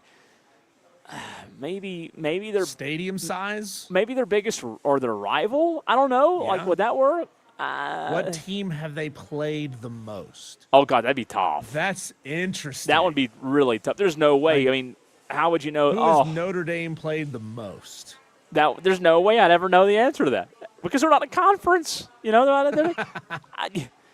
Are you Googling it right now? Or are we going to do this live? Notre Dame's most played. Let me guess. Football. If I had to guess, I would say, this is. See, that's what I'm saying. I don't even know. I don't even know. I have no clue. Who is it? I'm going to give you a clue. It's not a Power 4 program. Oh my gosh! Are you serious? Not a Power 4 program. Not a Power 4 program. They've played them 98 times. Is it one of the? It's not one of the militaries. No, wait. No, you said no. I don't know. I'll give you another hint. Okay. The head-to-head record is 82-13-1.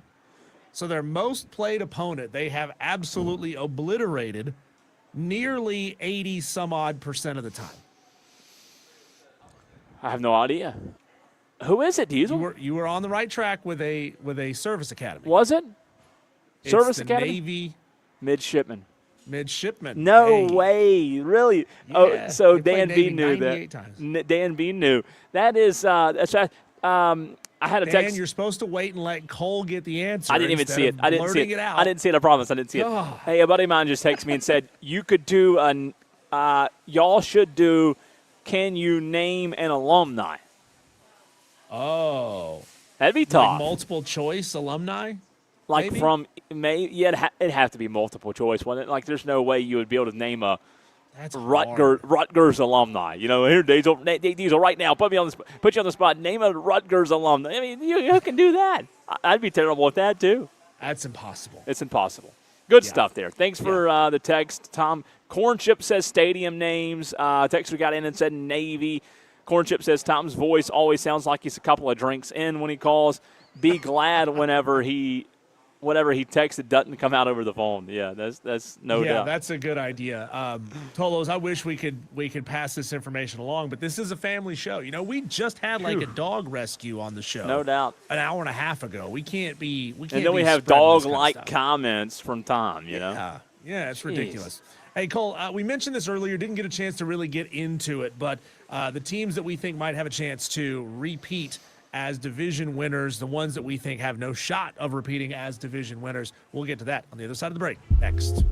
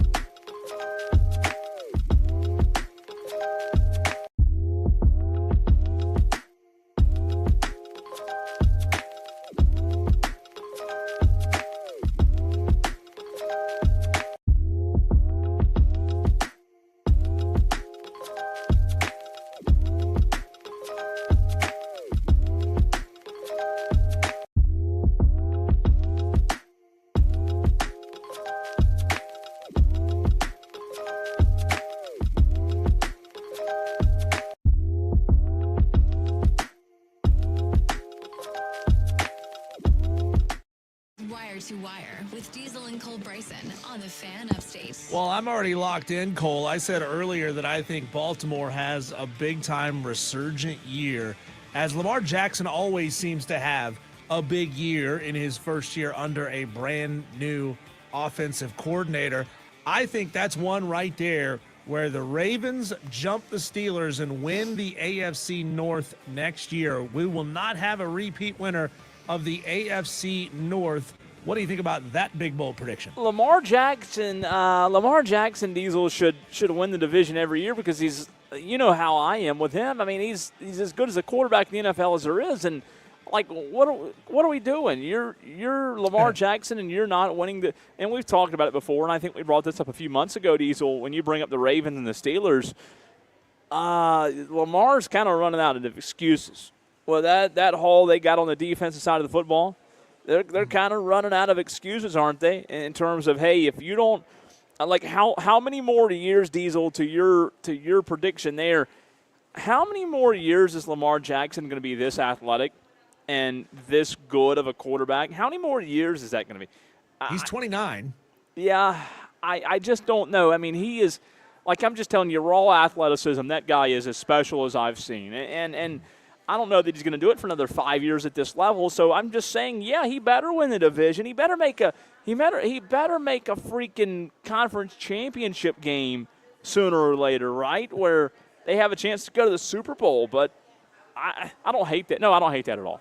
Yeah, I mean, can he do it again under Declan Doyle as his new OC? We'll find out. I mean, he did it under Greg Roman. He did it under Todd Monken. There's nothing that says because he did it twice, he'll do it a third time. But I think he's, obviously with a new head coach, without John Harbaugh, things change. But also the division, I think that division is going to be particularly weak this year with a 92-year-old Aaron Rodgers, who's still bitter about Did things. he already turn 92? Yeah. I thought his birthday was last 90. week. Oh, okay. Yeah, his birthday was last week. I mean, again, I'm not saying this is going to affect him once he gets into the season, but he went on the Pat McAfee show yesterday, and he just railed for like 15 minutes, and they let him go. His mind is still in other places than that was than funny, football. though, I have to admit. But I think I think it's the Ravens' division to win. Steelers not going to win it this year. AFC East, this is a two-horse race. Patriots, Bills. You said it earlier, you'd never vote against Josh Allen. But, again, Josh Allen's getting a little bit up there in age as well. He's not old, but he's getting up there. And I think Drake May is kind of that new sheriff in town with the weapon that they added in A.J. Brown. I think the Patriots now already have the inside chance to win that division, and the Bills maybe having to settle for second place in the AFC East. Well, I think it's a league in the American League. I can't get baseball straight, football straight, NL East, NFC East. I think, Diesel, in the AFC, it's a league where you have a lot of pressure on a certain amount of quarterbacks to get it done, to get over the hump. I'm talking about Joe Burrow's kind of gotten over the hump. Like, he at least played for a Super Bowl recently, and we've seen that. And very, very early in his career, he was able to do that. Josh Allen, though, going back to my point about the AFC quarterbacks, you got to get over the hump, Josh Allen. Hey, Lamar Jackson, you got to get over the hump, Lamar Jackson. Drake May played for a Super Bowl, so he's, early on in his career. Going back to what we said earlier, though, situation matters, right? Situation matters, and hey, throw another one in there. Justin Herbert out of that same conference, Diesel. Like, a lot of people say, hey, that guy's got to get over the hump. It's just, It's a quarterback-heavy conference. Really good quarterbacks. The fight to the top is very, very difficult in the AFC. It is just very, very difficult. Yeah. The AFC West is anybody's guess. The Broncos were really good last year, 5-1 in the division. Guess what? So were the Chargers. And do we really believe that the Chiefs are going to go 1-5 in the AFC West again? I don't think so. I don't think so. And Fernando Mendoza could make a turnaround. I mean, last year we were talking about the NFC South where, all four teams in the NFC South went 3-3 in division.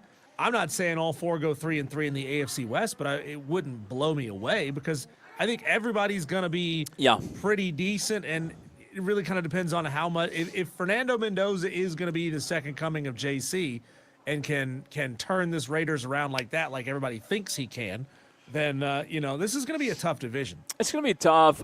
I look at repeat winners and when you talk about repeat division winners, you look at a head coach quarterback combination, that really can just get a grasp on their division. I mean, I know the NFC East has been a wild card in terms of division repeats, and I talked about that earlier in the show too, but you get a coach and a quarterback paired together, it's tough. Listen to this, Diesel, the Eagles, I was talking about this earlier. I don't know if you remember or not, but I talked about a run of repeating or non-repeating champions in the NFC East. Listen to this stat. You ready? Talk about a drought, Diesel. From 2005 to 2004, no team won the NFC East in back-to-back seasons. I'm going to say that again.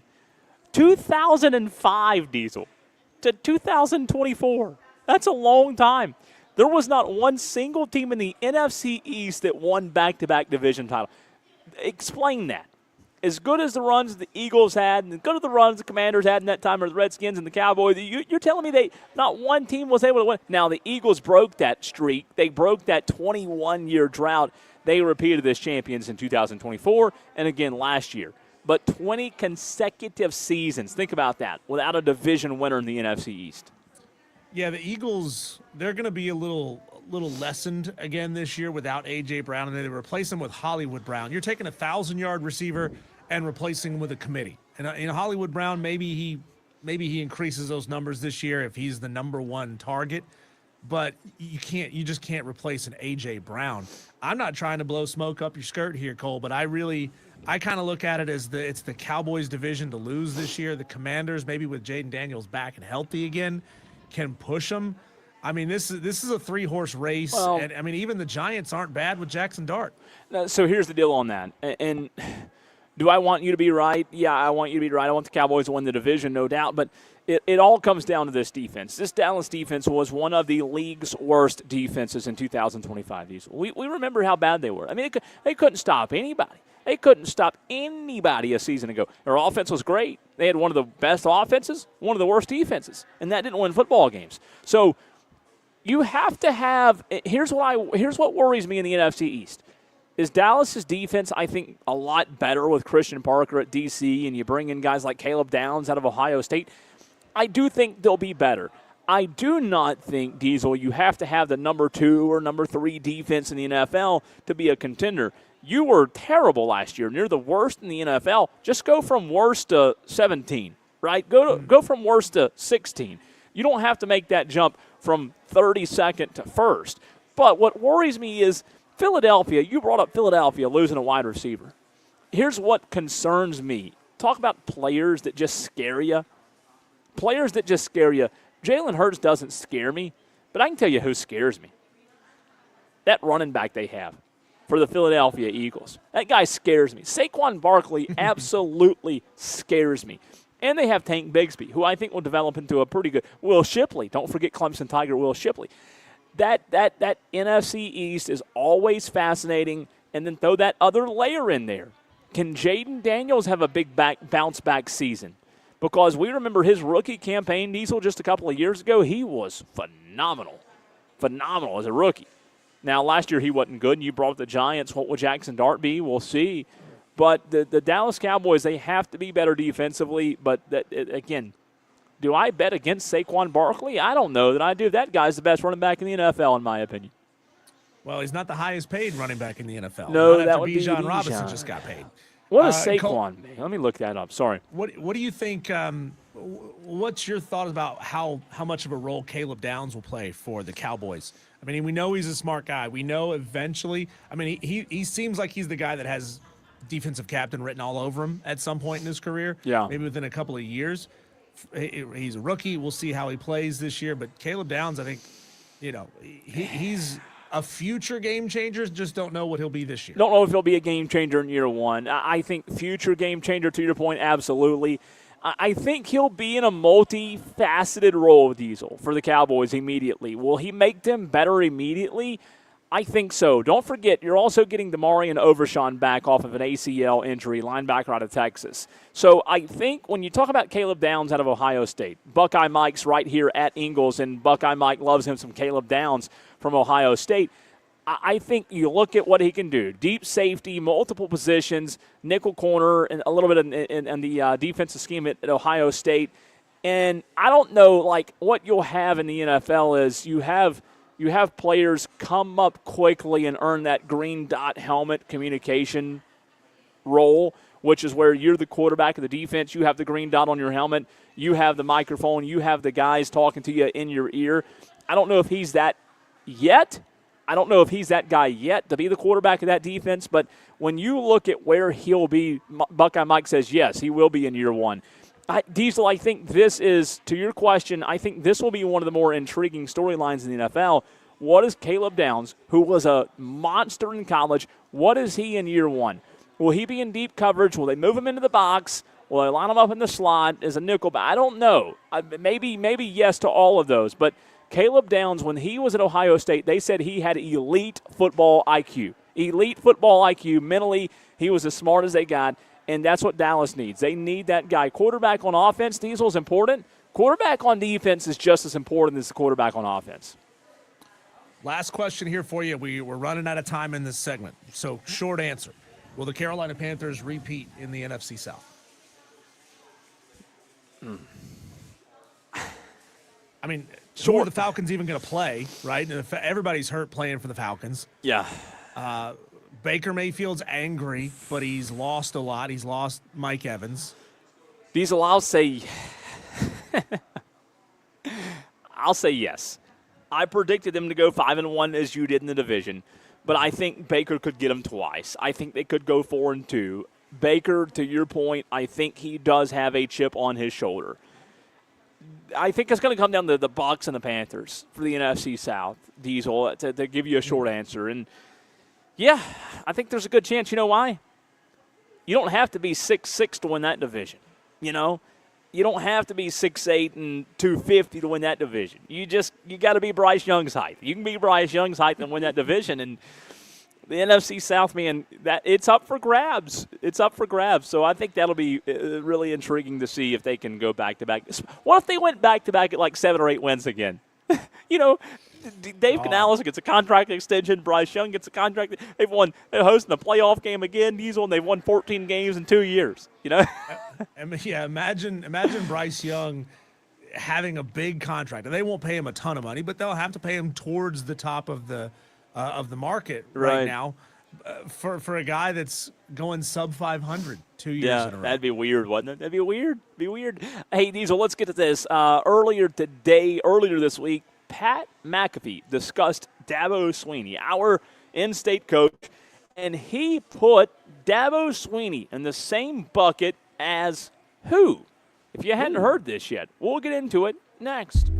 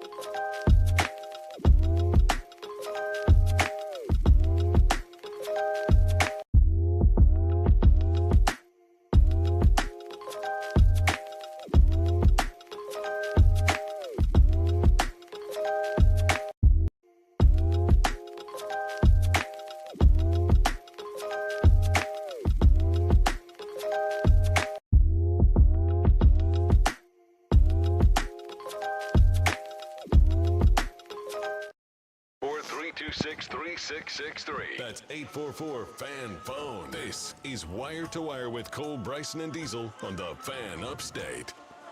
Well, Diesel, this is interesting. Pat McAfee earlier today said nobody fears Dabo Swinney as a head coach. Nobody fears Dabo Swinney as a head coach. Those were the words of Pat McAfee. He put Dabo Swinney, Diesel, in the same bucket as Lincoln Riley.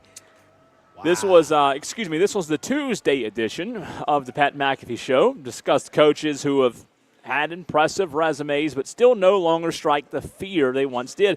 And this is where he went to Clemson's Dabo Swinney and Lincoln Riley, saying, Diesel, that both are searching for a return to national prominence. He did rank Swinney slightly higher than Lincoln Riley, but he said, I put Dabo Swinney and Lincoln Riley in the same bucket.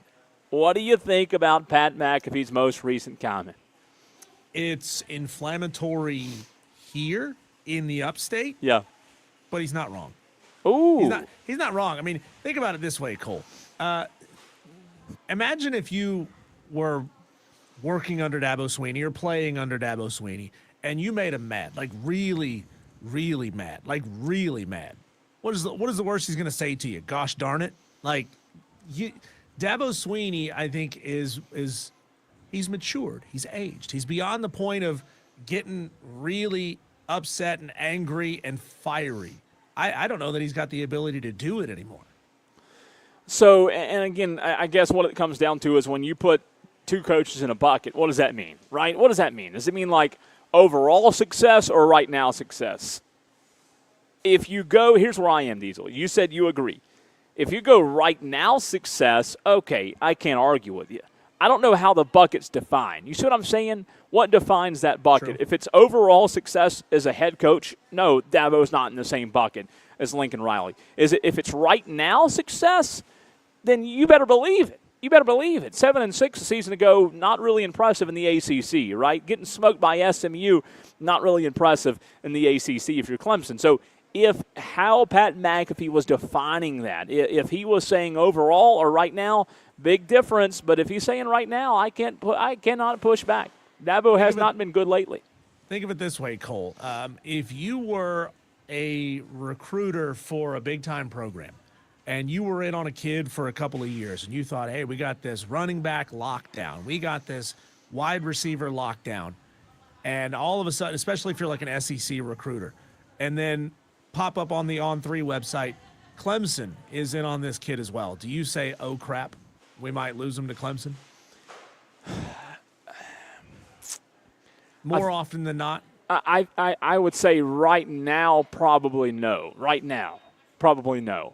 And it would depend on who it is, too. You know, is that getting better? I think their recruiting is getting better, but I would say no, not on a recruiting standpoint. I don't know that Lane Kiffin and Curtis Smart fear Dabo on the recruiting trail right now. So I could see that. I could see that. Yeah, and hey, there are always exceptions to this. They just landed Trace Hawkins, who LSU was in on, who Vanderbilt was in on. I know that it's Vanderbilt, and it's not, but Vanderbilt today isn't exactly Vanderbilt from 15 years ago. But they might be going back to Vanderbilt of 15 years ago. We just don't know without Diego Pavia. But it is a fascinating question. Clemson fans, how do you feel about Pat McAfee putting Dabo Swinney in the same bucket as Lincoln Riley? Which I would say not really a threat is the definition of that bucket. Maybe I'm wrong there. Not really a threat in terms of national. I mean, maybe not. Yeah, maybe not. Yeah. It's interesting. When we come back, Tolos, let's dive into this new angel investor into Live Golf. There's not a lot of information out there, but I wonder, because Cole and I have had pretty similar take on this since Live Golf, and we know who funded it for all those years. Will we change our tune? Will we pay attention to it? We'll talk about that for a little bit next.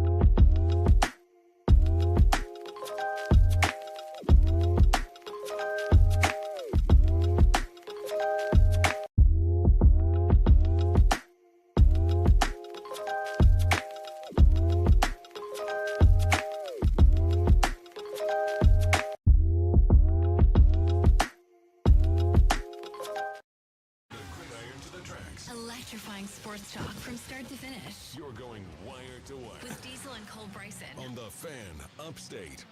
Live Golf lives, Cole. Live Golf is not going away. I like that.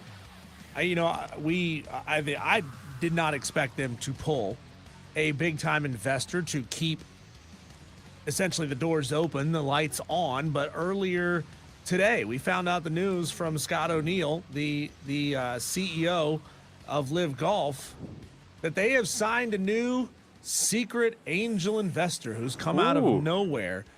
Maybe 1-800-CARS for kids. I don't know. Yeah, we don't know who. They did it was a share-a-thon. It was one of the radio-thons. Ah, yes. That's what it was. Yes. That's how they did it. This is fascinating stuff. I wonder. Again, we know next to nothing about this at this point. Who the investor might be, how much money they're pumping into it. I would highly doubt, Cole, they're going to be getting in bed with another country that sponsored terrorism. I don't know if they're going to do that again. God, I would hope not.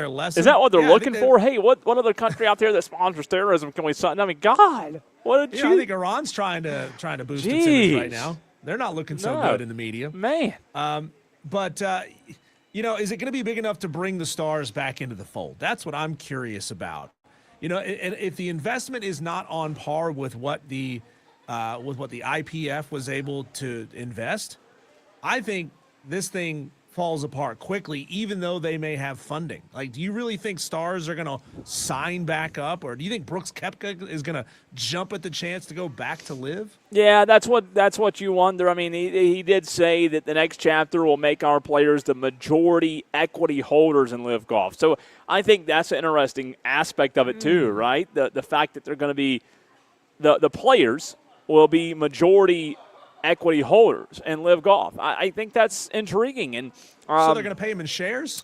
maybe crypto. It gives the league the foundation to keep growing the game worldwide, he says. He also, we're talking about Scott here, Scott O'Neill. He said, we anticipate finalizing terms in coming weeks with the goal of entering a transaction in September.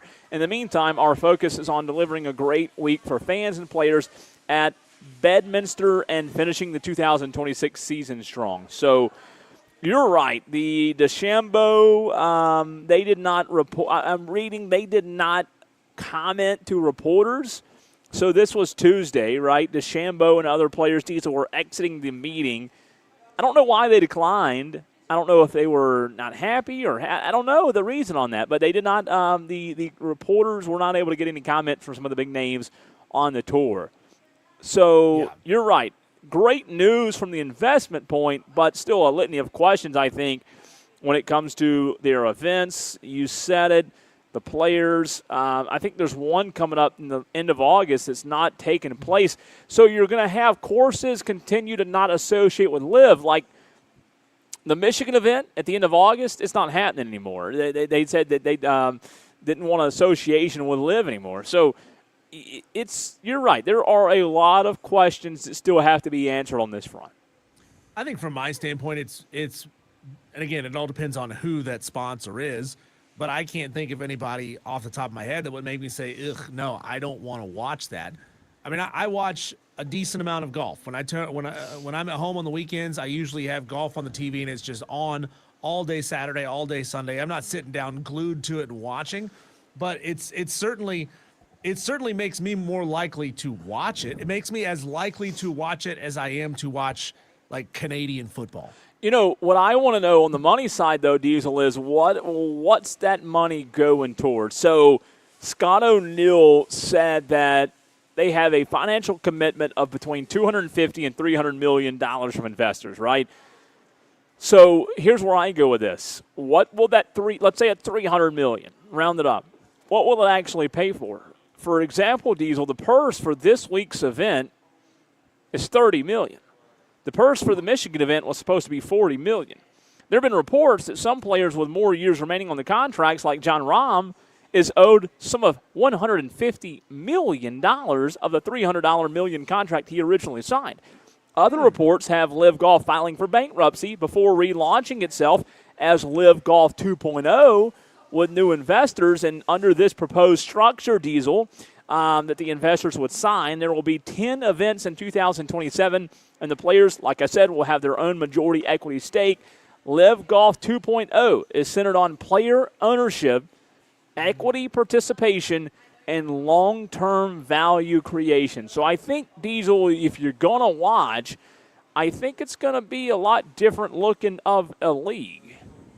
Yeah, again, it sounds to me like they're paying them in shares of the league. And it's sort of like, hey, you can get X number of shares, and if we find more investors, you get paid more. To me, if the format is entertaining enough, I will tune in and watch. Do I think this thing probably spirals back out of control quickly again? I think also yes. But are you going to watch, though, if it's not a lot of big names? I mean, I'll watch. I'll tune in to see what John Rahm's doing. Okay. Yeah, You know, I if mean, you can find it on let's be TV, real. right? Let's be real. Most of the time you tune into a PGA Tour event, you only know like 4 or 5 names anyway. Yeah, at the top. I mean, I'll say this as a casual, I know a lot more on the tour than I do live, of course. I do think what you said though is interesting when it comes to the replacement of a salary if the share. So if there are equity holders, I don't know that the equity would be a straight replacement for salary. But if the players, the proposed agreement is to make the players majority equity holders, I think that multi-partner ownership model is interesting. I guess they're doing that instead of relying almost entirely on, like Saudi's public investment fund. But I would like to see how what does that entail? Because if equity is a large part of player compensation, Diesel, is there enough intrigue there from players? Like, do you want to, and I know this sounds crazy, do you want to go have equity and live? Do you really trust? You know what I mean? Like, yeah, what is it worth? Is it attractive in 5 to you? years? Yeah, is it attractive to you? What's the return going to be there? There's a reason, Cole, why all of our 401ks are wrapped up in blue chip stocks that rarely crash. We're all wrapped up in the Apple, the Microsoft, the GE, those things like that. That's how our money continues to build equity. But I mean, if you're a live golfer and you are getting equity in live that is volatile, you may end up with nothing. Now, the PGA does something similar to this. PGA players, they get equity in the PGA Tour, but they get it by winning. They get it by performance. Yeah. The better you are, the more ownership stake you have in a stable sports league. I just don't know. Are players going to be excited? Maybe they are. Are players going to be as excited about less guaranteed cash? You know what I mean? Some players, Diesel, who are still, going back to John Rahm for a minute, some players who are still owed these massive signing bonuses, and I think John Rahm's probably the biggest name mentioned there, they could agree to, I guess, transition or convert that over into ownership stakes, and I'm sure that possibility has already been discussed in terms of what they owe these current players. And startups, I guess, Diesel, like if you're a startup, startups often do the player equity deal. Old Live, you had the huge guaranteed contracts paid in cash by Saudi, and that was really attractive. That was, that's essentially why players went over to Live, right? And guaranteed money, don't have to play guaranteed, and boy, it's nice. But I just wonder, if this new model, will it be as attractive to? Let's say a John Rahm and a Bryson DeChambeau, smaller cash commitments, but you do get ownership in the league or the teams. With the hope that, here's the kicker, with the hope, Diesel, that those shares become valuable, right, if Live turns a profit or sells. And I don't know, that I think that's probably why the likes of Bryson DeChambeau aren't commenting on it. When does the league become profitable? When does that happen? Would you let Odyssey pay you in Odyssey stock? No. Negative. That's a big question. I mean, media stock, most media stocks are not worth that much money anymore. I certainly wouldn't want to do it either. And, would I be shocked if, John Rahm tries to get out and sell his whatever ownership stake he has to Cam Smith? Like, hey, Cam, would you buy these 500,000 shares off me so I can get out of here? And Cam Smith might say, well, I'll take it so that I can become a bigger owner of this thing. But still, the payout might not be there. And, it just like a startup company, I don't know if this is part of the plan or not, but like Live, maybe they're banking on it being worth something so that there's a public offering on it, it's for sale sign, and they can sell this thing. But well, that would be really interesting. We talk about how unique it is what the Green Bay Packers do in being publicly owned. Publicly owned Live Golf is interesting. Now, I don't know how it would work. I don't know how it would be profitable. I don't know how it would be governed. But that is interesting because I think most of us have kind of a negative opinion of ownership of any sports franchise. Most of them penny pinch and try to save money where they can so they can make more money on profit. Well, here's the thing about the Green Bay Packers. Their fans are dumb. Okay? Their fans are dumb. And I'm sorry if there are any – I'm sure there are some the fans that are buying these shares, Diesel, here's the difference. And I've never really understood this. Maybe there's a guy out there smarter than me, which I'm sure there is. That doesn't take much. But the difference with the Packers and Live, Diesel, the Packers, to your point, yes, they are publicly owned. But it's not like normal business publicly owned. There are more than, I think at one point they said, the 500,000 to 1 million fans who own shares of the Packers. But here's my thing with that. Those shares don't pay dividends. You can't sell those shares on the stock market. They also give you, zero financial upside. It's essentially, for Packers fans, a collectible. It's an NFT.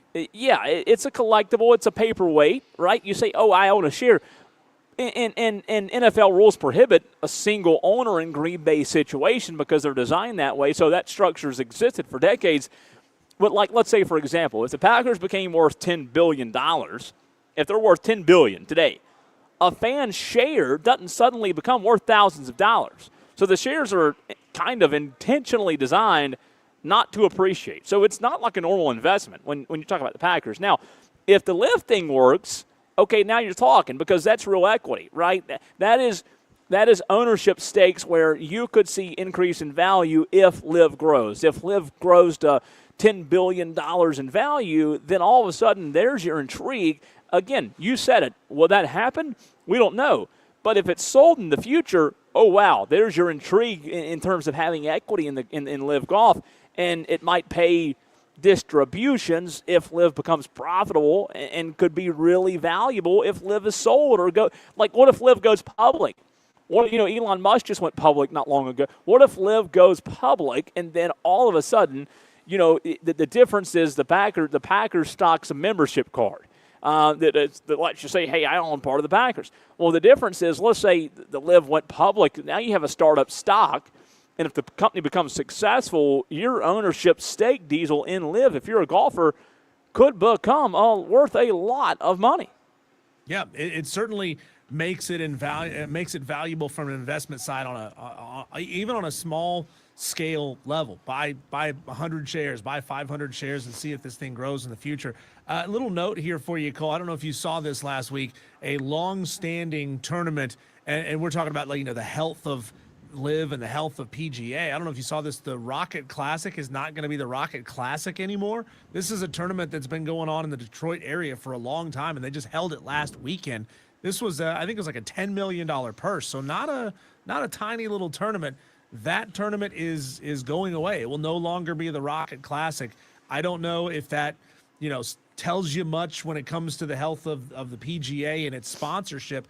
But, remember, there was a push not long ago to try to get these tournaments and these sponsors to up the ante and turn the $8.5 million pot tournaments into $20 and $25 million pot tournaments, or, sorry, guys, we don't need you. I don't know if now's the right time if you're the PGA to try to get hoity-toity and push sponsors out the door. On the PGA side of things? Yeah. Yeah. PGA. I mean, it kind of feels like they feel like they're in a place where they're invincible, which they're not. I agree with you. And we talked about this a couple of months ago, or whatever it was, a month ago, when PGA announced their new format of, what do you call it? Their new format of not the majors, but the PGA tours and the tiers. And we talked about that a month ago, where they're breaking. Yeah. You're going to have different levels, all these kind of things. I don't know. It feels like as if sometimes the PGA feels as if they're invincible a little bit, and essentially promotion and relegation. That's is right. what they're going to be introducing. We'll see if it works out. But I'll tell you this: if you're the PGA, we brought this up. You just don't screw the pooch right now. Just don't screw the pooch. Hold stable and see if what you're doing works, because it's worked for a long time. Again, I'm not saying it's foolproof and you're never going to fail, but the Liv's in a tough spot. They were in a tough spot. They're, I guess, in a less tough spot now because of the money that's reportedly coming in. But as you said, there's still a chance for you to fail there. So if the Live Golf League doesn't become profitable, the PGA is still going to be standing as the guy in town, the show in town, right? The only one. Because otherwise they'll have their association with the DP Tour, the European Tour, and I think PGA also has its association with the Asian Tour. So PGA would dominate the sport. I just don't know if now you just beat Live Golf, like you just knocked the scary competitor that could have disrupted things off their perch. I don't know if now's the time to go changing things, but that's what I said from the very beginning. Why change it? Just hold still. Let's hold. If it's not broke, don't fix it. Right? Just hang out for a little bit and see if you can figure out a way to. I mean, look, PGA's always been the top dog, and they always will be. I think, even if Liv continues to roll. But why are you trying to change things right now? Wait a year. Let's see where you are if you're PGA. But going back to the relegation thing, I wasn't really a big fan of that when it was announced a month or so ago. But we'll see. And I think this Liv's fascinating in terms of who the investor is. Dan B says, no, I'm not going to read that. That's not the same. No, that's not the same Angels Did you see this comment yet from Dan? I did. No, Dan, I can't. I see it. Dan being dirty. No, I don't understand. The original name of the investor had the word Angels in it. And Dan's going back to a segment from earlier in the show, and I'm not going to. Oh, Dan, that is bad. He says that, and then he just dips. That's wrong, Dan. Yeah, that is bad. You can't say that today. That's too soon. That's one of those too soon kind of jokes. I'm not going to read that. I'm not reading it. I'm not doing it, Dan. But we'll see. I think, my biggest question now is what is Bryson we need public comments, and I guess that's why they didn't want to talk to the media today or Tuesday. Yeah. We need public comments from Bryson and John Rahm, and who else am I missing? Cam Smith, is that right? Cam Young. Cam Young or Cam Smith? One of them, one of the Cams, right? Yeah. What are they going to do? And I think that has a lot to do with, will your stars that you have be enough to attract other talent? If Bryson stays and John Rahm stays, maybe that's enough to attract other talent in the future. But if Bryson and John Rahm were to dip, do you have enough? Yeah, that's what I'm saying. Do you have enough star power to attract more? Yeah, sorry. Sergio Garcia is not carrying the Live Tour by himself. And who else am I missing, Diesel? I mean, I know. Best golfers on the Live: John Rahm, Bryson DeChambeau, Joaquin Niemann, who I don't even know who that is. Terrell Hatton. Terrell Hatton. Good. Yeah. Cam good. Smith, Dustin Johnson, Sergio Garcia. DJ. Obviously, Phil. Phil's still on there. Yeah. Which, we were talking about. He's irrelevant now, though. We were talking about golf movies a couple of weeks ago, and I mentioned 10 Cup. I totally forgot that Phil Mickelson, a very young Phil Mickelson, is in 10 Cup. He makes an appearance. Yeah. I just don't see there's enough star power. And Dustin Johnson, man, I hate to say it, he's the South Carolina born and bred guy, right? But no, he's not enough to carry that. 5 years ago, maybe 10 years ago, maybe there's some interest there, but he hadn't won enough. Hadn't won enough. I know he's won a major, but still. It's true. Speaking of winning enough, Diesel, a lot of high schools trying to do just that, win enough this season. High school football just around the corner. In case you missed it earlier in the show, Trey Stewart, Greer News Sports, talking Greer area local high school football. We'll have that for you next right here